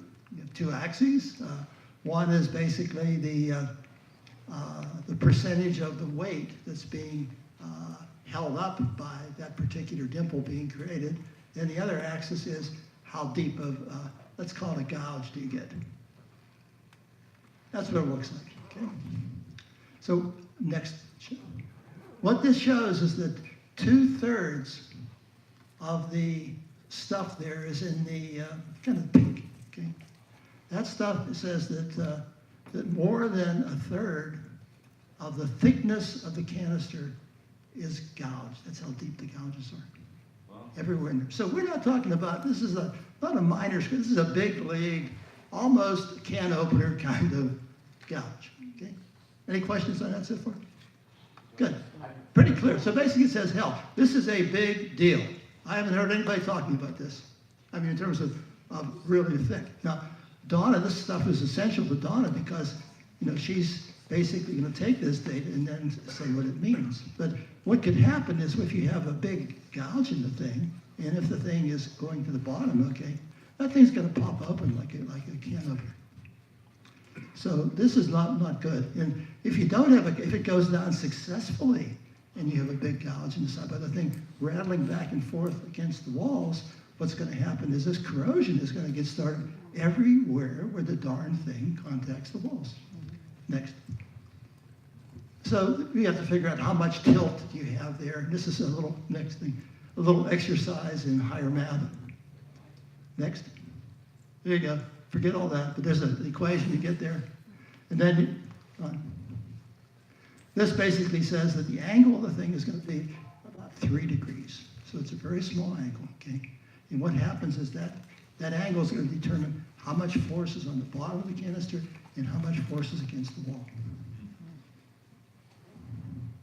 So while the canister is stuck, the walls are being damaged. This is a new idea, folks, okay? That by God, you're going to have a big gouge in that thing if it's stuck there, even if it doesn't drop the 18 feet. The other thing is, apparently, this jiggling process that we referred to earlier, this highly technical process of banging the thing around, you know, as it goes down, damages the canister's walls. Okay? We need to understand this darn thing. We need to inspect these puppies and see what the heck's going on there. I mean, these things may be just, you know, pretty serious. So, and nobody has a clue. I mean, Tom, they don't have inspection technology. I understand, but I'm just saying, Okay. forget what technology is there. You know, technology gets invented when there's a need. They've had 25 years to figure this out. Hey, look, I explained to you a way to do it, okay? We can do it pretty quickly. Basically, you got to figure out some way to inspect these things. You got to stop this insanity before you do more of it. And how do we do that? Well, basically by getting angry and letting people know how you feel, by talking to your kids, your grandkids, your neighbors, maybe even getting bold, talking to someone on your city council, giving people some idea of what you stand by, okay? And letting it be known, writing an article to the newspaper and so forth. Anyway, this is the circle we talked about, so you've got to figure out something to do with that.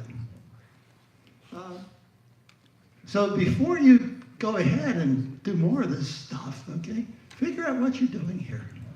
Do some calculations to say what could be going on there. Do some experiments, which are even better than calculations, to see what you actually get. So basically, this thing closes on, this is the close here. I hope this is closed, yeah. Jefferson, the price of liberty is eternal vigilance. So you get vigilant, folks. Let me close on a philosophical note here. There's a guy in the Midwest, let's say a guy in the Midwest because we don't want to pick on any women here. So a guy in the Midwest hears about the flooding coming. And so guess what he does? Yeah, he ignores it, okay? So pretty soon the sheriff's out there saying, evacuate, evacuate, evacuate. Guess what he does? Ignores it. Pretty soon the Coast Guard is coming by in their boat up his street saying, hop on board, save your life. He says, look, I'm going to tough it out, no problem at all. So then the helicopter is there. He's now on the chimney. putting the ladder down. He says, no, the waters are going to recede. No problem. Next.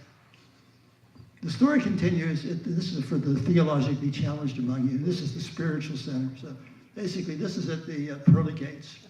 And there we have the gatekeeper there. You know the drill. You go to the gatekeeper and you say, I led a really good life. I did all these marvelous things. Da, da, da, da, da. Let me in. That's the idea. So he's doing his drill. But then he says to himself, he says, you know, but there's one thing that really confused me. In my moment of need, God abandoned me. All of a sudden, there's a lightning bolt from on high and a clap of thunder, and this voice comes down and says, what do you mean abandon you? I sent you a newscast, I sent you a sheriff, I sent you a Coast Guard cutter and a chopper. What does it take to get your attention? So I hope tonight we've gotten your attention. Thank you very much.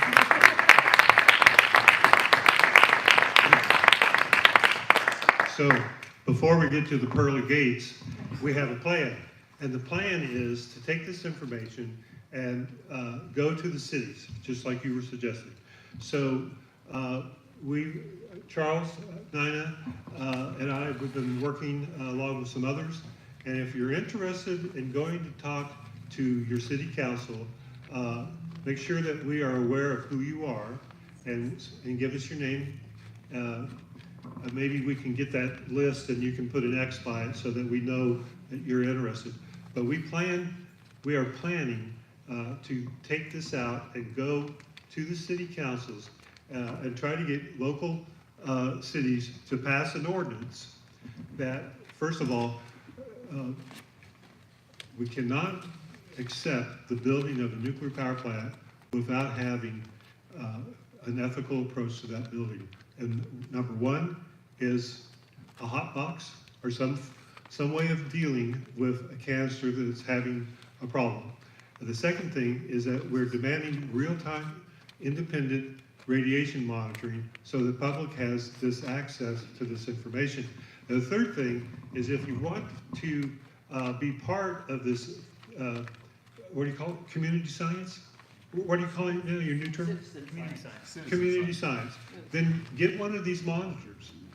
Sign up with Safecast and use that monitor. And if you need one, if you'd like to use one for a while, you can see me. I'll loan mine out, and you can drive around your neighborhood because a baseline study is so important to have. And real-time radiation monitoring at San Onofre will be very important to our futures. So thank you very much. Appreciate it. Appreciate you attending here tonight. And I was actually hoping we could get to sit around and talk, but unfortunately, We can't, not in this room. we can't.